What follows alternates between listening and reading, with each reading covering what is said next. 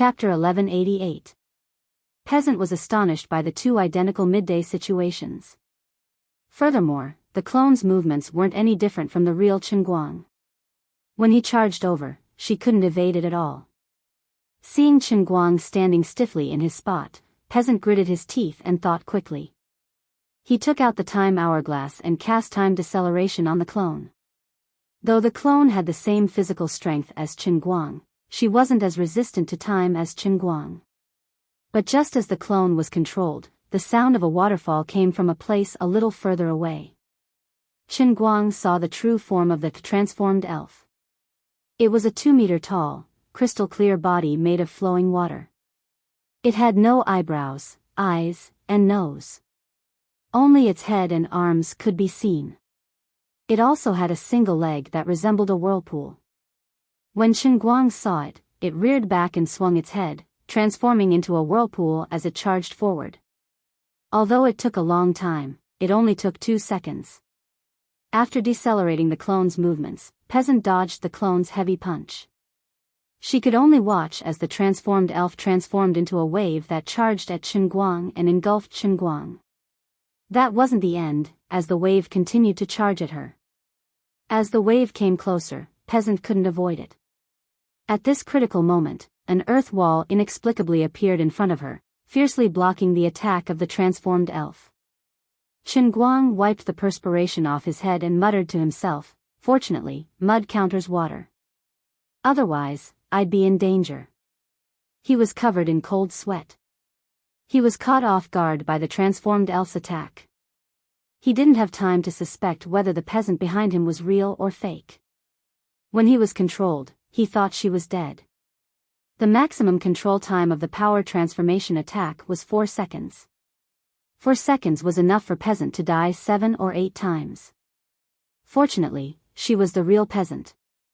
She used time to delay the clone.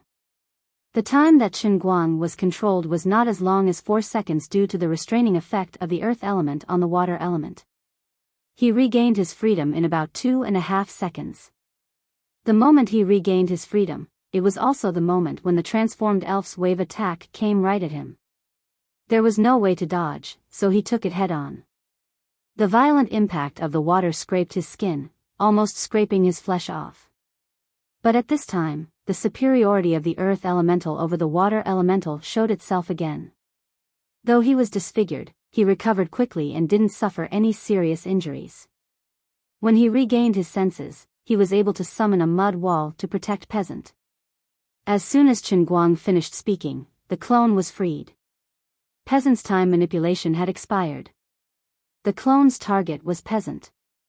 Though Peasant managed to escape, he had to face the danger of being surrounded by wolves and tigers.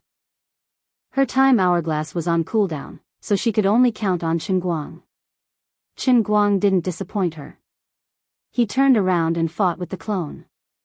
As for the real body of the transformed elf, it was like the game. It looked powerful, but it was only capable of long-range attacks. His body, which was made of water, punched in the air. Every time he punched, a small ball of water shot towards Peasant like a shot put. However, the ball of water was blocked by the soil that appeared in the path of the ball of water. Qinguang fought with the clone while he had to create soil to protect Peasant. Fortunately, he had rich experience in dealing with himself during the mirror image mission. He seemed to be having a hard time, but he was still able to control the situation. The clone had copied the characteristics of the transformed elf in the game. Its health points were the same as Qinguang's, but its attack power was only half of Qinguang's. The health points didn't refer to the health points above the clone's head. It referred to the resistance of the clone.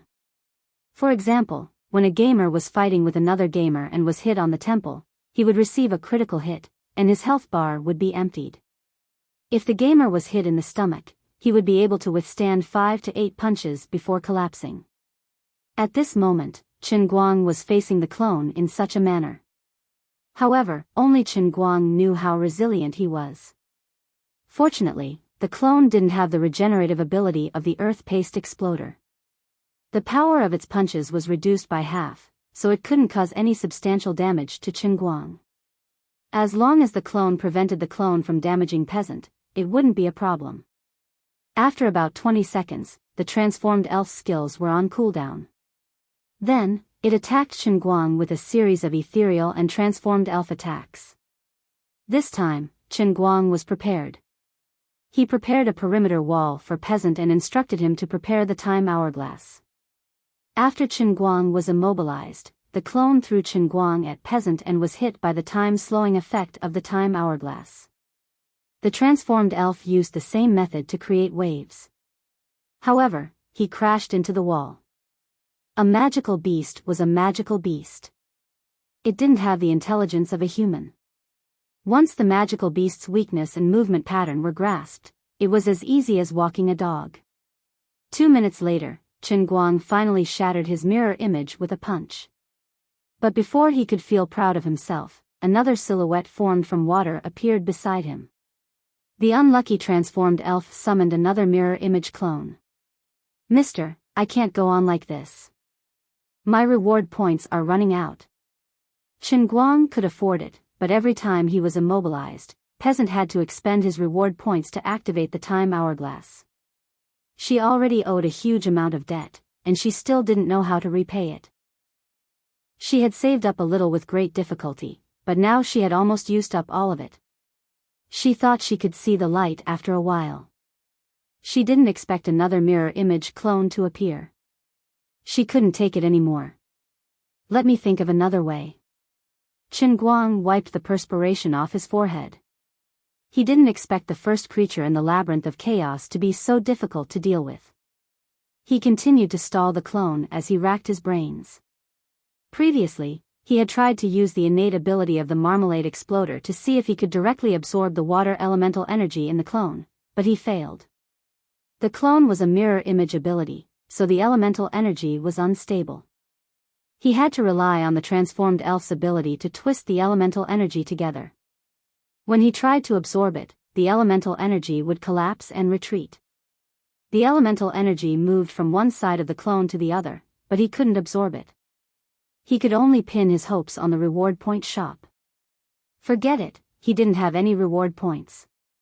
He couldn't even afford a box of matches. Qinguang looked at Peasant. How could he forget about her? "Peasant, search in your merchant shop for items that can reduce mana. These are elemental creatures. Like the Hades, the mana reduction effect has a mystical bonus." 10 seconds later, Peasant was overjoyed. "There's a Zwaman Berserker glove that costs 2,000 reward points. The description says Magic Breaker. Buy it and let me try it on." 5 seconds later, Qinguang took the wooden and metal glove that Peasant threw at him. It looked like 2 human heads. He wore it and read the description. He was amused. An exquisite piece of equipment from the Grand Devil Temple, Zwaman. Only berserkers who hate mana can wear it. It was imbued with Magic Breaker ability by the Grand Devil Shaman. It is the natural enemy of all magicians. Was this item exquisite? I could get a 3-year-old kid to do it by hand and make it look better than this. Forget it, let's test the effects first. Qinguang retracted his disdain and threw a punch at the clone before him. Unlike before, the moment his fist came into contact with the clone, a dazzling light blue light burst out from the point of contact between the two. Qinguang retracted his fist and saw a fist-sized mark on the chest of the replica. Though the mark was dissipating rapidly, the breath of the replica was much weaker. It was effective. But it wasn't enough. Dealing with the replica wasn't enough to injure the body of the elf. Since the elf had the phantom blade, who knew if it had any mana regeneration equipment? Are there any long-range mana reduction items? Peasant searched again. There are, but the effects are poor. What's that? Trainee darts athlete Wilkins magical practice darts. What a long name. What special effects does it have? Only one. It can be automatically retrieved after being shot. Isn't that good? As it's a practice darts, there's no needle. The dart head is a magnet. Don't worry, give it to me. It doesn't matter if there's a needle or not. Qinguang said loudly. His hands were itching. He hadn't used his darts for a long time. His skills hadn't deteriorated, right? 3 seconds later, Chen Guang flicked his left hand and threw the dart. The headless dart drew an arc in the air and headed for the head of the elf, who was a few meters away. It coincidentally interrupted the elf's wave-like form. The elf raised its hand and was about to charge forward in the wave-like form. After the dart hit its head tilted backward. It didn't move, and it froze momentarily. The elf wasn't able to charge forward, so Chen Guang swung his boxing glove to restrain the mirror image. Peasant didn't need to awaken his ability to overcome the difficulty. After a few seconds, the shape-shifting elf executed his combo attack and successfully immobilized Chen Guang. The clone abandoned Chen Guang and chased after Peasant. This couldn't go on. When the morphing sprite skill came off cooldown, Chen Guang suddenly had the idea of shooting the dart at the lump of morphing sprite, and it actually worked. He was only affected by the speed reduction and ethereal effects of the phantom blade, but he wasn't stunned. As long as he wasn't stunned, the clone wouldn't be able to shake him off, and Peasant wouldn't have to expend his points. After a full 10 minutes, finally, accompanied by a clattering sound, the clone and the original spirit body collapsed together. The first magical beast that charged out of the labyrinth of chaos was dead. Both of them looked at each other and heaved a sigh of relief. They didn't expect the mission system to announce the rewards. The reward for a magical beast was as high as 50,000 points. Chen Guang had the majority, but Peasant had at least 40%. The reason was that Chen Guang used 2 types of firepower provided by Peasant. When distributing the reward points, it was calculated as her contribution points. If it were anyone else, they would be unhappy. However, Chen Guang didn't have such thoughts. He didn't know where his reward points would go. If Peasant held on to the reward points, she would be able to purchase items from the merchant shop. With their cooperation, Sherlock didn't have to worry about Peasant rejecting his request. Her reward points were earned by Sherlock, so it wasn't a problem for Peasant to purchase items for him. Good, let's go. Who knows what the 10 targets are? Chen Guang waved his hand and gestured for Peasant to follow him. Chen Guang wasn't bothered by it. Although it was strange for her to come to his side right from the start, he wasn't bothered by it. She wasn't a threat to his safety. Wait, Mr. Dang, I discovered something. Peasant started rummaging on the ground. Chen Guang urged him, stop rummaging, the ground is bare. Can't you see it clearly? No, Mr. Dang, what do you think this is? Could it be the target that the mission requires us to collect? Peasant rubbed his fingers as he stood in front of Chen Guang. Chen Guang squinted his eyes and stared intently at the space between Peasant's fingers. After a long while, he asked, are you fooling me? He felt that he wasn't blind. Peasant didn't have anything in his hands. Peasant looked at him blankly, as though she didn't understand what he meant. After a while, she came to her senses nervously. Mr. Dang, you can't see what I'm holding? Chen Guang was angry. What are you talking about? Peasant raised his right hand as though he was holding something and extended it towards Chen Guang. A transparent miniature dart. It's a dart, but it's different from the practice dart that I bought.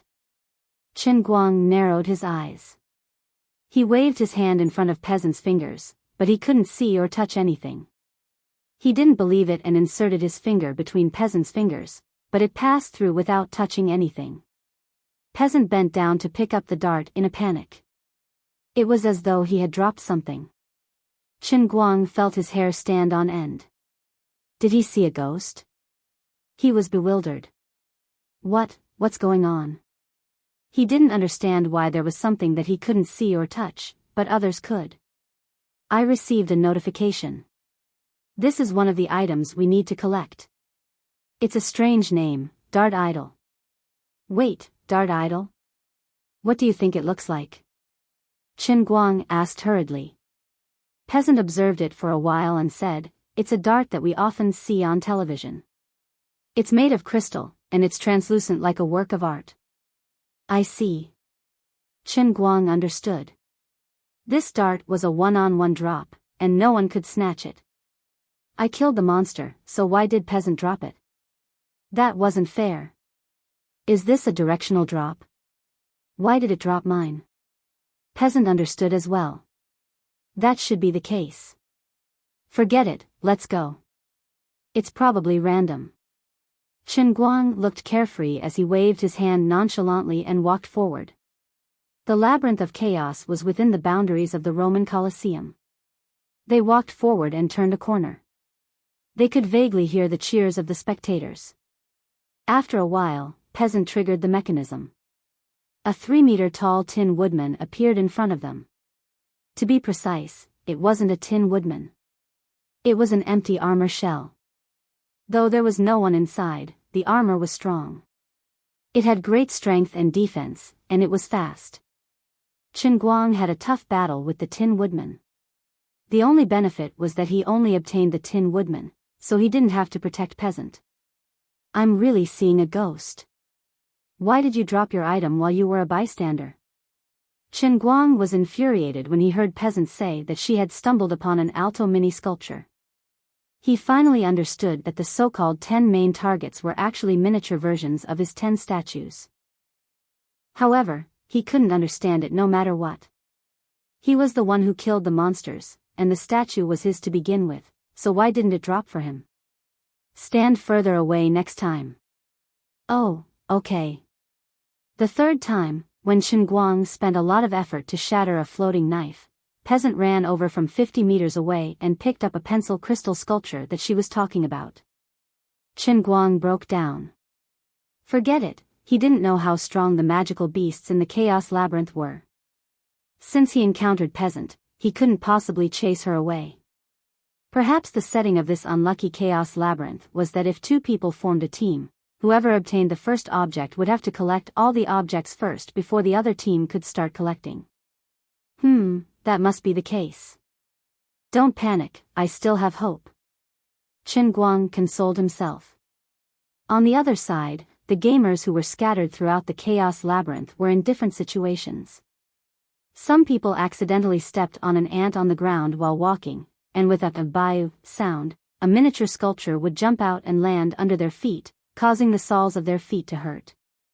A gamer fought a magical beast for 800 rounds before defeating it with a single blow. There were also gamers who encountered powerful magical beasts. They couldn't defeat the magical beasts, so they had to escape. They were chased to the ends of the earth. In the process of fighting and escaping, some gamers unleashed their potential and came up with various tricks to kill the magical beasts. There were also gamers who were careless and perished on the spot. Besides the magical beasts, there were various hidden weapons in the Chaos Labyrinth that could deal a fatal blow to the gamers. Compared to the mortals and Protoss who had died in battle, Chen Guang, who had killed 3 monsters in a row without any results, didn't seem that unlucky. Peasant, who had been following Chen Guang with a heavy heart, was hesitating. She guessed why she was by Tang Wu's side. The mastermind who gave her the side mission must be behind it. His motive was for her to secretly take pictures of him. She wasn't against it. She hadn't returned the reward points she owed, but she knew that even if she returned them, the matter wouldn't be resolved. She felt that she was too much. She didn't just lie down and receive the reward points, but she also obtained all the items. If she was Tang Wu, she would have gone berserk. Tang Wu? I'm not angry at all. I'm calm, very calm. Chapter 1189. After dealing with 8 heavy armor, Tyrannosaurus Rex, Inferno Hound, Vicious Vines, and other strange magical beasts, all 8 of which were peasant statues, Chen Guang finally broke down. He thought that since he was the savior and had 10 statues, he didn't have to collect them. Suddenly, the same notification sounded in the minds of all the gamers. Congratulations to Yuting for collecting 10 target items. You will receive generous rewards and be sent out of the Labyrinth of Chaos. This was only the first sentence, so it wasn't a huge blow. Yuting wasn't weak. If he was lucky, it wouldn't be surprising if he collected 10 targets before Chen Guang. But then, the electronic voice added a few more sentences, which was a little sad. Currently, reporting the deaths of the gamers. Gao Liang, Hu Huan, Akasa's tribe god, Lake Benar demon, and other gamers have been killed in battle and have been reset. The gamers were dumbfounded. They hadn't heard any death notifications in the labyrinth of chaos. They thought it was a happy ending, but they didn't expect the labyrinth to delay the notifications and report them in a centralized manner. Immediately, the survivors felt extremely sad, but they also felt their hairs stand on end. There were mortals and celestials among the dead gamers. This meant that in the labyrinth of chaos, everyone had the possibility of dying. But this wasn't the biggest blow to Qinguang. Then, the electronic notification started to count the mission completion of the other gamers. After Yu Ting, who had collected 10 targets, was Peasant, who had collected 8 targets. Then, it was Withany and the others who had collected 6, 5, 4, 3, 2, 1. Finally, the damned labyrinth singled out Qinguang. Special note, up until now, only the veteran player Noon has yet to collect a single target. If he isn't able to collect the target before the deadline, he will be killed and reset. Qinguang stared with his eyes wide open. He thought he had heard wrongly. What a joke. The old man was the owner of the heavenly Holy Grail. What right did he have to reset him? In the words of an official, who gave you the right? However, his arrogance did not last long, as he immediately broke out in a cold sweat. According to the nature of the heavenly Holy Grail, perhaps this was the original setting of the realm within the cup. So, there was really a possibility that he would die? Mr. Dang. Why don't I go? Let's split up. Peasant said nervously. She felt that she was a hindrance to Mr. Dunn. If he was alone, he wouldn't need to protect himself, and the efficiency of dealing with the phantom beasts would be much higher. He would also be able to obtain the target. She was too much of a hindrance. When she suggested splitting up, an alarm went off in Peasant's mind, reminding her that she had to complete her side mission. But even so, she really did not have the face to stay with Dang Miao any longer. Qinguang rejected her request. There were 2 reasons. Compared to other awakened abilities, though Peasant's time control was incredible, it was too weak for direct combat. First, she had to consume reward points to use the hourglass. Though she had obtained tens of thousands of reward points, it was not enough for her expenses. Even if she could use her ability to slow down the phantom beast's time, if she couldn't break the defense of the phantom beasts, what was the use? The strength of the phantom beasts that she encountered was not something she could defend against. Qinguang wasn't sure why the others were able to obtain the crystal sculpture of his statue so easily, and he wasn't willing to think about it. He knew that he might have been tricked. He was dealing with powerful phantom beasts, while the others were dealing with weak ones. With the characteristics that the slaughter world had displayed so far, this was completely possible.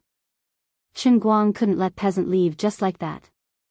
The mythical beasts that he had encountered were difficult to deal with. Qinguang didn't want to gamble on whether Peasant would encounter an easier mythical beast after leaving him. More than 5 gamers had perished in the labyrinth of chaos. It's not necessary. Continue to follow me. I don't believe that you won't be able to kill me after you collect the required items. Qinguang gritted his teeth and said. His stubbornness was at its peak. He decided to fight the labyrinth of chaos. Okay, sorry to trouble you. Peasant was in a dilemma.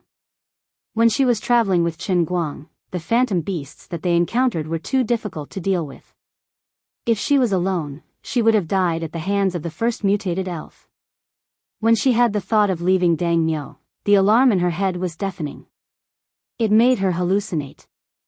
Though she didn't receive a clear hint, she felt that even if she collected all 10 required items, she would be killed if she refused to carry out the side mission. It seemed like a simple suggestion, but deep in her heart, she was determined to die. Qinguang rejected her request, allowing her heart to calm down. However, at the same time, she felt ashamed. Although Qinguang was a smart person, he could tell that Su Tao was conflicted in her heart. However, He never expected that there would be a deeper meaning hidden in her eyes. Thus, he consoled, "You don't have to be too bothered about it. Although those illusory beasts are powerful, they're still not my opponent. It's just a matter of time. It's a good thing that you can complete the mission and leave this labyrinth as soon as possible." "Okay, it's like this."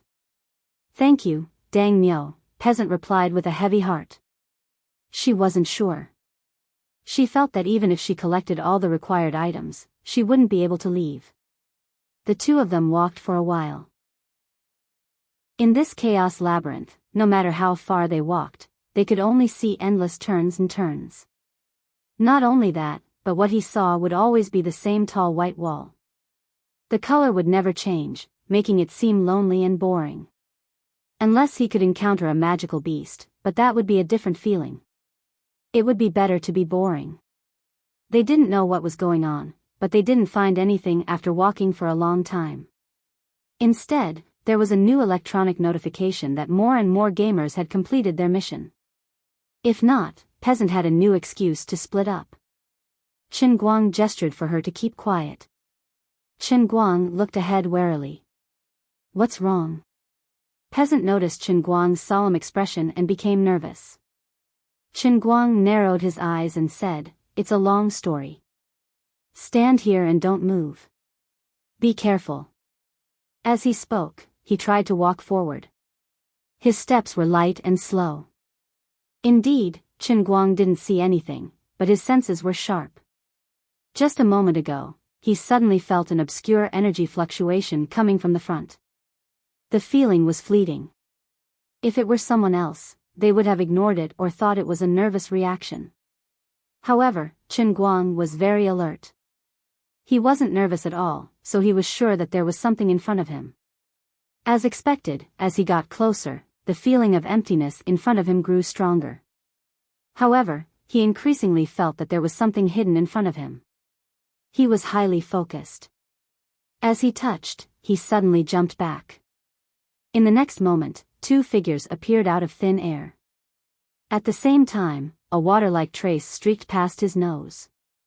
When Qin Guang came to a stop, he finally got a clear look at the two humanoid figures. Two figures, one black and one white, floated in the air. Their long robes hung down from their shoulders, but they didn't touch the ground. The two figures didn't have legs, and there was nothing under their robes. Apart from that, they were also wearing two pointy hats, but there was no face under the hats. Instead, there were two human heads protruding from the collars of their robes, and there was nothing inside the black hole. It was amazing that they were black and white impermanents. But which black and white impermanence would carry a sickle? What had just slashed across the tip of his nose were the two black and white scythes that were gradually taking shape. Their combination of Chinese and Western was tarnishing Huaxia's traditional culture. Wait, most of the settings of the world in a cup were based on my own thoughts? Is that how I view the black and white impermanence? AI, it's scary to be uncultured. I have to spend more time reading and consolidate the traditional culture in my mind. Fortunately, nobody knows that it came from my mind. Otherwise, it'll be embarrassing. Why are the black and white impermanents carrying sickles? Isn't that the equipment of the Grim Reaper in Western mythology? Shouldn't the black and white impermanents carry a soul-attracting banner? Fortunately, Peasant was knowledgeable, and he saw through the uneasiness of the situation. Qin Guang said righteously, "The massacre mission settings are sometimes stupid. Don't mind the details." As he turned to speak to Peasant, the black and white impermanents waved their death sickles. Though the magical beasts weren't as intelligent as humans, their combat skills were innate. When they saw Qin Guang distracted, they attacked immediately. Facing the two large sickles, Qin Guang twisted his body at a strange angle and dodged between the two sickles. He instinctively used the unique skill he learned in the realm of true martial. It was called Breeze Brushing Willow. It was suitable for dodging large sharp weapons in a chaotic battle. When he used Breeze Brushing Willow, his body would become as light as a willow catkin. He would float with the slightest breeze, and the sickles wouldn't be able to hit him. The black and white impermanents weren't weak. After their first strike failed, they waved their sickles again. There wasn't even a slight breeze, and the sickles became faster. Chen Guang had to dodge, but his posture wasn't as elegant. At the same time, he observed the intricacies of the black and white impermanence's moves. When the black and white impermanence waved their sickles for the third time, their sickles trembled violently. An unknown force drew out a black hole in front of the sickles, and they didn't cause any disturbances in the airflow. The speed of their evolution was so fast that it made one's hair stand on end. Chen Guang gritted his teeth and retaliated. He punched the black and white impermanence twice. After sending the black and white impermanence flying, the black and white impermanence charged back. Chen Guang punched again, but before his fist could touch the black and white impermanence, a ripple-like hole appeared on the black and white impermanence's bodies. Chen Guang's fist hit empty air, and he had to raise his hands to withstand the two death scythes. The black and white impermanents are evolving. Peasants shouted in surprise from afar. Chen Guang was speechless as he said, "You don't have to tell me that. I'm not blind." He was puzzled. Compared to the magical beasts, the black and white impermanents were much stronger, and each of their moves was evolving. After fighting for a while, he was furious that the magical beasts kept finding trouble with the easily bullied peasant. The black and white impermanents were stubborn and only focused on him. After fighting for more than an hour, Chen Guang wasn't able to kill the black and white impermanents. Instead, the black and white impermanents became stronger. During this period of time, the other players either died in battle or completed the collection, but no one told them how long the deadline for the quest was. The gamers thought that the lack of notification meant that the mission wasn't coming, but Chen Guang understood the characteristics of the world in a cup. The lack of notification meant that the mission could come at any time. Forget it, let's not waste time with these two creatures. Let's go. The black and white impermanents were too tanky, so Chen Guang decided to give up on the black and white impermanents and search for new magical beasts. He had just finished speaking when there was a rumbling sound coming from the front and back. The two of them were dumbfounded. Two walls were erected in the front and back of the labyrinth, trapping the two of them and the black and white impermanents. It was called closing the door and beating the dog. Chen Guang gave a thumbs up. I'm in awe.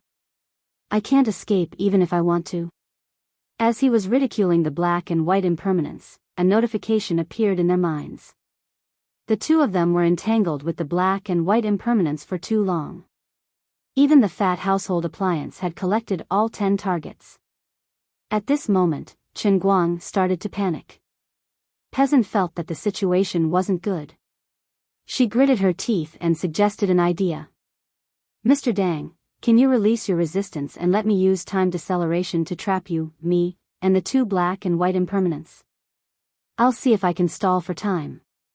If you can't collect all the targets by the time you die, we'll be doomed." Chen Guang thought that was a good idea, but he asked, "Do you have enough reward points?" Peasant was about to say that she could only stall for time when she heard the sound of the reward points shop ringing.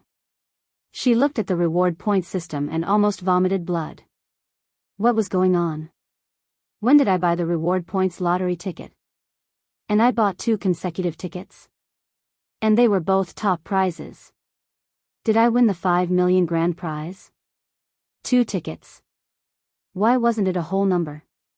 Why was there an odd number? Also, what was the meaning of "can only be used for the operation of the hourglass" in the brackets? I won the lottery, and you're asking me if I'm buying a house or a car. She didn't know how to express her feelings and didn't know how to rebuke Dang. She didn't dare to think that the nearly 10 million reward points could be used to upgrade her awakened abilities. "Mr. Dang, I have enough reward points, quite enough." I can't explain it in a few words, but it's definitely enough.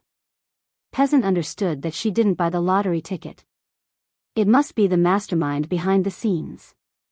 The mastermind wanted her to record the entire battle between Mr. Dang and the black and white impermanents. The longer the better. This was such a strong desire to peep. Chapter 1190. But wasn't the actions of the mastermind behind the scenes a little too childish? Peasant thought to herself, and she couldn't help but feel suspicious. She was inexplicably given nearly 10 million reward points, which made her have serious doubts about the rigor of the game. She could only keep this matter to herself. She couldn't tell Chen Guang.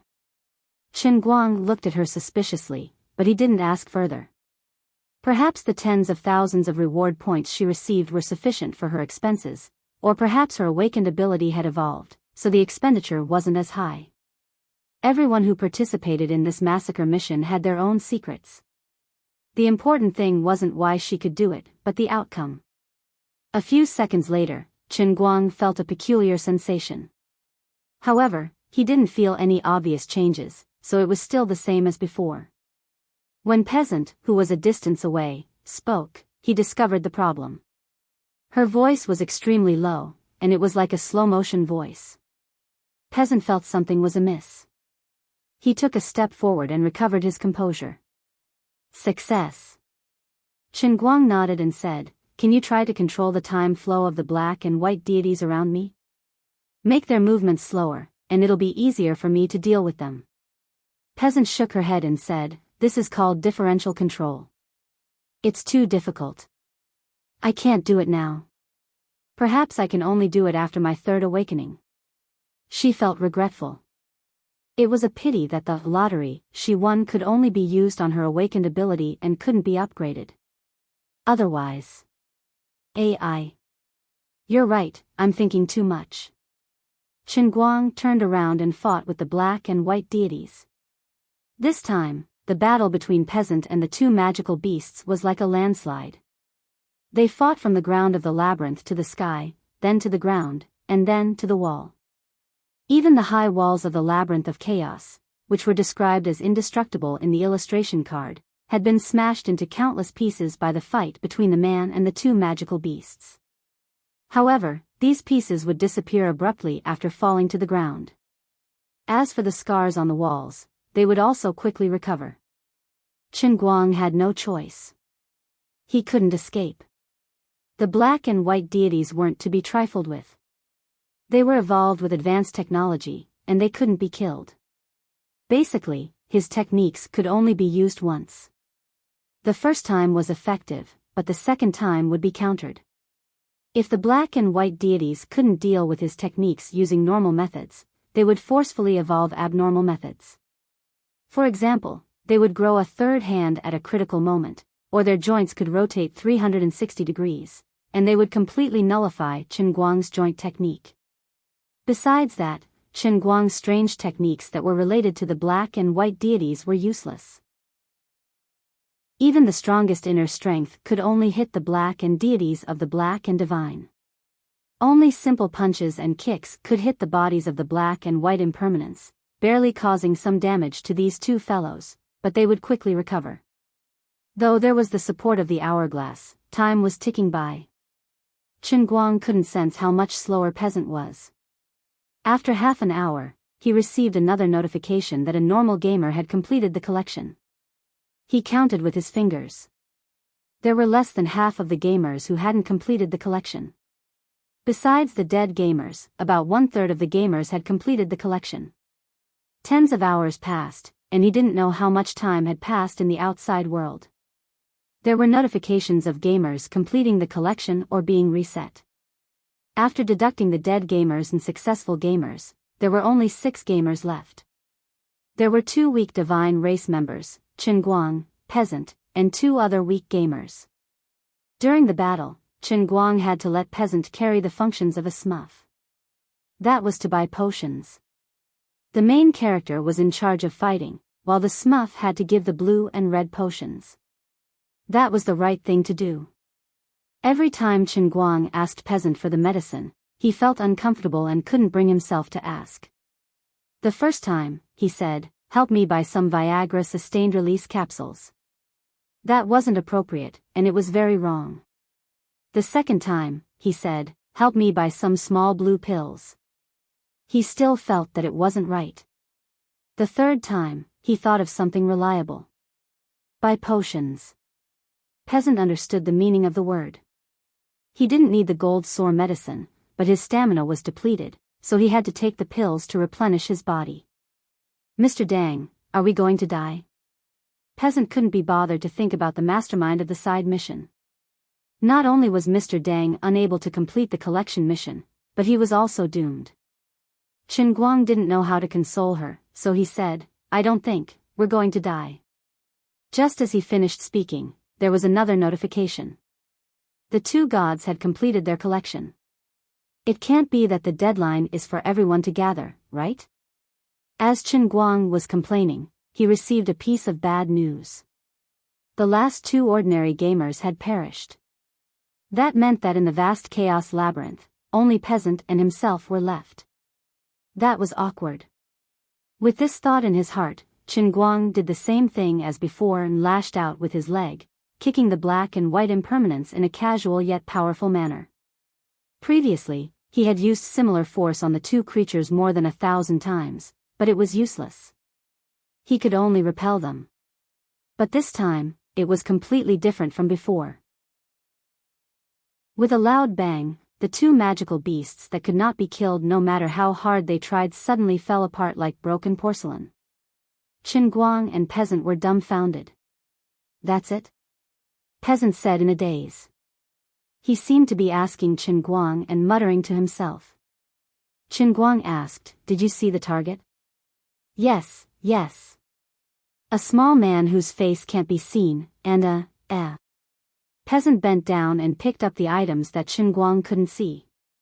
She was bewildered, and she couldn't speak properly.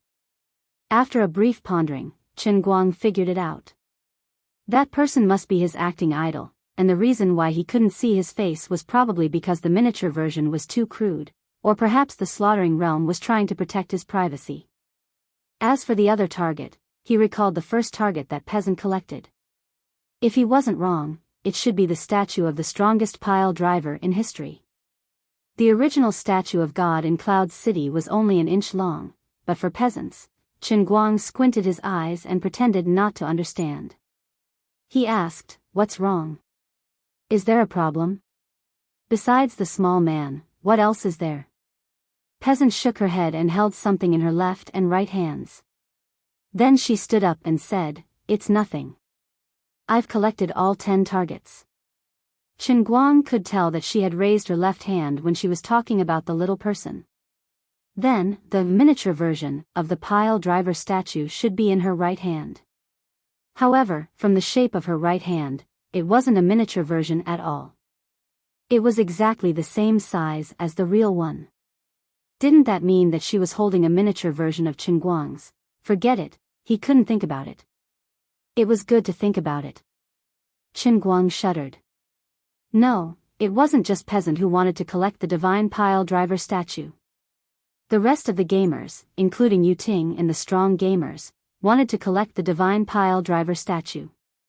Gosh! He abruptly clutched his chest, and goosebumps rose all over his body like he had been electrocuted. That little bit of happiness in his heart had long since flown beyond the highest heavens. That's strange. Why is there an excavator among the targets? Mr. Adam, do you know why? I didn't want to ask such a childish question, but I couldn't help it. Peasant waved his right hand and asked. Excavator? Did you see wrongly? It's a pile driver? Peasant was shocked. It's true. Mr. Adam, aren't you unable to see or touch it? How did you know? She realized something at once. Chen Guang realized that he had said something wrong. He laughed and said, I guessed it. Guessed it? Peasant trembled. I received a notice that I've completed the mission and will be teleported out of the labyrinth of chaos. Chen Guang looked bitter as he said, I also received a notice that the mission time is up. What do we do? Peasant screamed, and her body started to fade uncontrollably. Chen Guang looked at her fading figure and said, You're asking me, but who should I ask? The setting of this lousy mission was illogical. He had failed the mission so easily. Was he going to be erased and reset? His personal strength was clearly the strongest in the entire quest segment, and he had clearly been killing monsters the entire time. Yet, he had encountered such a strange situation. Who could he reason with? Who could he blame? Blame Peasant? It was only right and proper for her to follow him. Strictly speaking, bringing her along could not be considered as bringing along a burden. In such a long period of time, he should have been able to kill more than 20 phantom beasts, but he inexplicably encountered 2 black and white impermanents that couldn't be killed and couldn't run away. He wasted the rest of the time on these 2 overly fierce phantom beasts. If all the illusory beasts were this strong, then he would admit defeat in a fair and square manner. But the others had just passed or been eliminated. The black and white deities were destroyed. The massacre world's motive was obvious. He had lost unjustly. Peasant's figure had completely disappeared. Chen Guang silently lifted his head to look at the crimson vortex that appeared above his head. The electronic notification sounded in his mind. Gamer failed the afternoon mission and will be killed immediately. Along with this voice, a beam of light descended from the sky and enveloped him. Chen Guang was furious. D*MNU. I'm not playing anymore. You're cheating me. Chapter 1191. If he was judged to have lost the mission, he wouldn't have been so angry. However, this whole thing was so weird that he couldn't accept it, and he lost in such a weird way. Of course, he wasn't convinced. Unfortunately, he couldn't contact Azure, otherwise, he could at least find someone to reason with. Now, he had nowhere to redress his grievances, and nowhere to vent his anger. He didn't know who he should be angry at. However, the whirlpool above his head that was trying to suck him in was actually covering his body. All of this was telling him that it was King real. The unlucky killing world really wanted to kill him, the owner of the Heavenly Grail. Chen Guang thought that he might have picked up a fake cup, or that the Heavenly Grail recognized a fake owner. How could you mess with the owner like that? Let me be the NPC grandpa who brought people to level, and I accepted it. After all, I am a good person who loves to help others. But why can other people strengthen their abilities, and I can only stare at them? When I finally made myself have n times more reward points than others, and was able to press the button to strengthen my abilities, what kind of awakening ability did you give me? Other people's awakening ability could be turned into combat strength, and at the very least, it would be a support or a healer, or like the fat household appliance guy, who had some weird abilities. What was this? A ladle that specialized in scamming myself? How many reward points did I lose? I could only stare at the hundreds and thousands of items in the shop. If it wasn't for the fact that I couldn't buy things, I wouldn't have been bothered by the black and white impermanence for so long. There was a magical pill in the shop that could increase combat strength by more than 2 times. Although it was quite expensive, costing up to 1,000,000 reward points, I should have been able to afford it. Stop joking, you want to kill me just like that? Impossible. The light projected from the blood-colored vortex seemed to be strange. After it surrounded Chen Guang, he gradually felt a strong tearing force, as if it wanted to tear his body apart. At first, the tearing force was not strong. It was equivalent to a girl pinching the flesh on her body. But gradually, the force became more and more violent.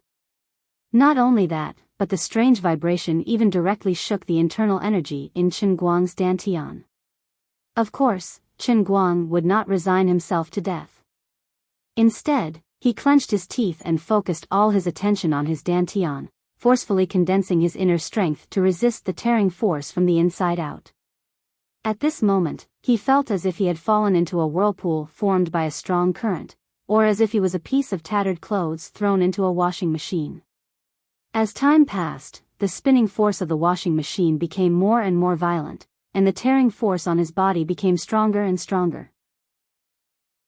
At first, Chen Guang only used the conventional convergence of power to resist, but after about 10 seconds, he had to take a horse stance and use a technique like 1,000 pounds falling. After another minute, Chen Guang simply sat down cross-legged and closed his eyes, not daring to be careless. At this time, he didn't look special at all. He didn't even have the original temperament of a martial arts master because he had restrained all the internal energy and momentum into his body. But this was still not enough. The tearing force projected by the blood-colored vortex was still increasing, almost endless. Drops of sweat gradually appeared on Chen Guang's forehead, showing how hard he was working at this time. But the strange thing was that even if he felt that his body was about to be torn apart, the sweat on his forehead still didn't move, and even his hair didn't float. At this time, Chen Guang was also ruthless. In his mind, he kept recalling the unique skills that he had learned to deal with qi deviation, such as White Jade Heart Sutra, 18 Methods of Questioning Heaven, Delusion-Breaking Skill, Ice Mountain, and many other strange and unique skills. Under the drive of his true martial divine skill, he used all of them one by one. Only God knew how many kinds of skills he used at the same time.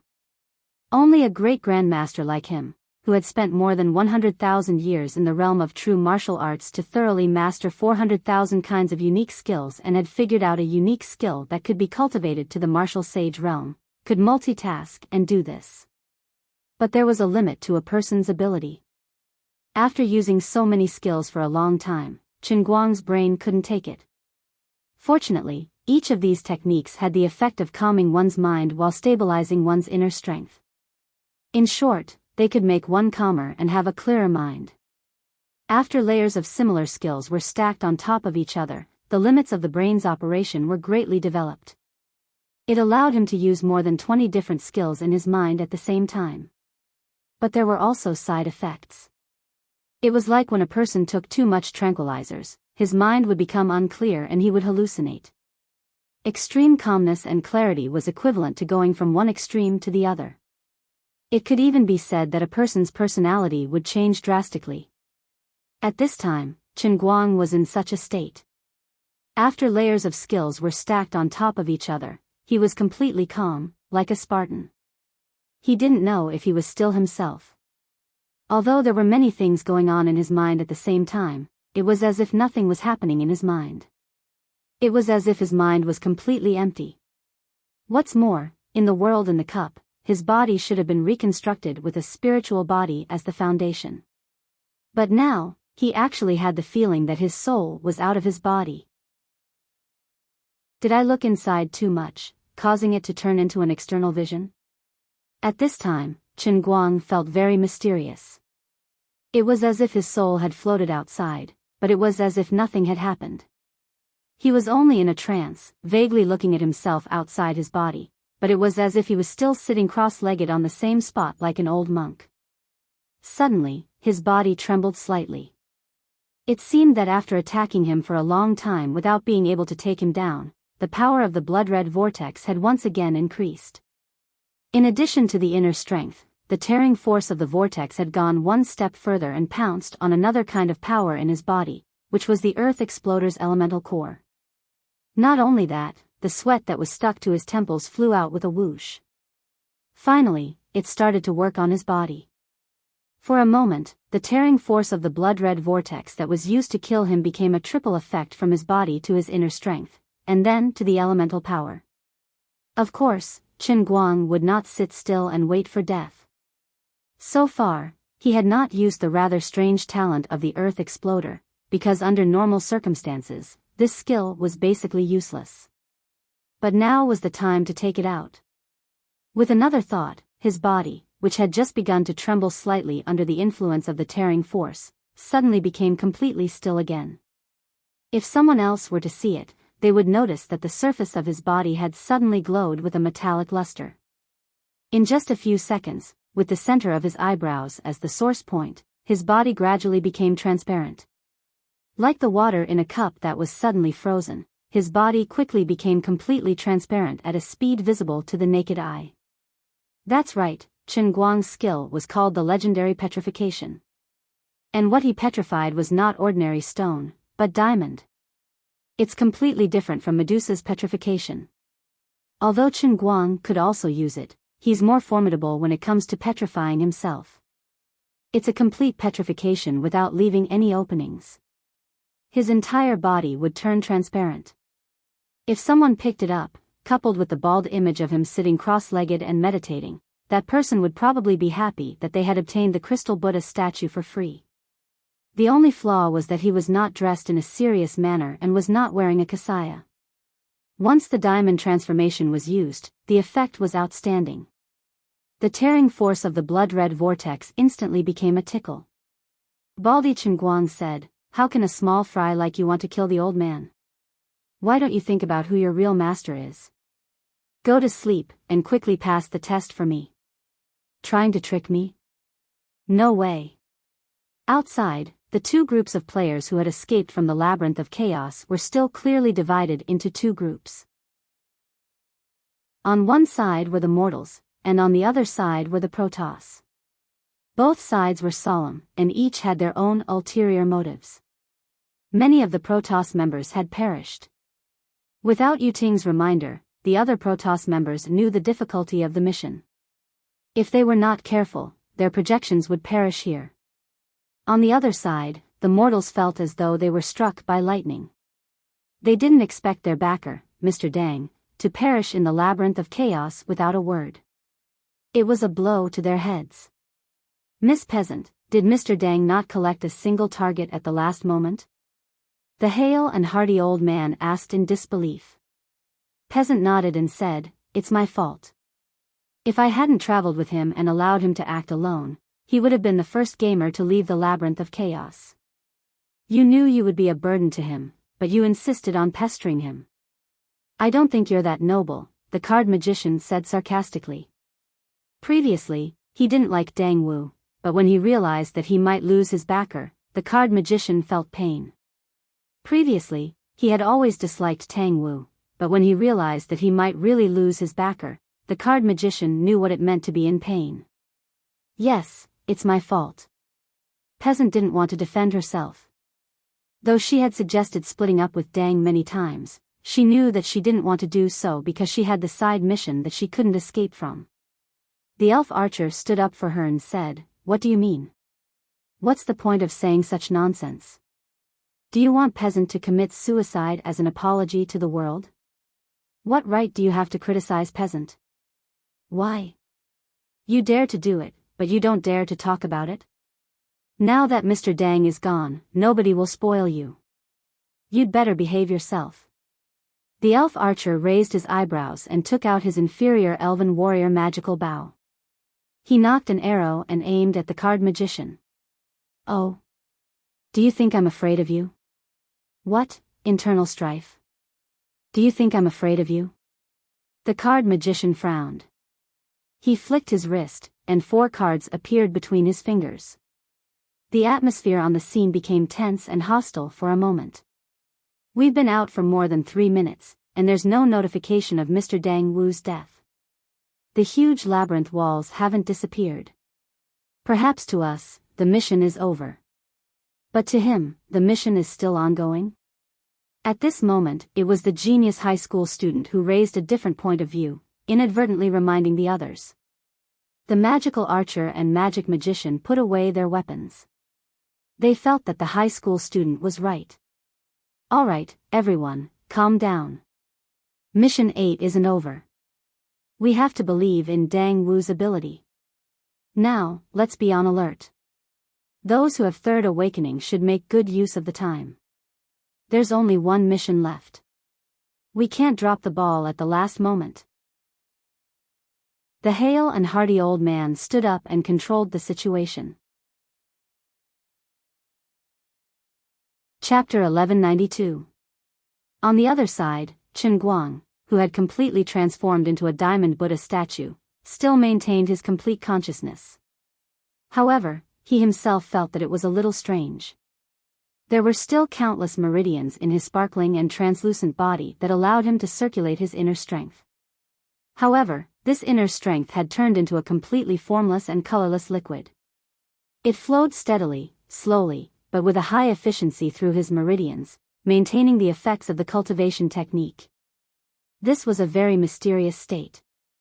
It was just like a novel that Chen Guang had once read, in which the legendary silicon-based organism was mentioned. At that time, he was very surprised. Wasn't silicon-based silicon dioxide, which was also quartz? How did people with quartz think? Quartz didn't conduct electricity, so how did brain waves work? He was puzzled no matter how he thought about it. Now, he roughly understood a little.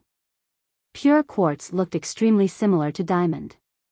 In addition, diamond didn't conduct electricity, but his brain was still working smoothly.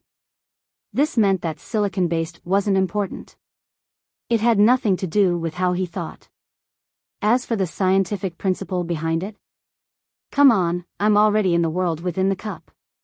Why are you still talking to me about science? In short, after transforming into a diamond, the tearing force transmitted by the blood-colored vortex completely lost its effect on him for the time being.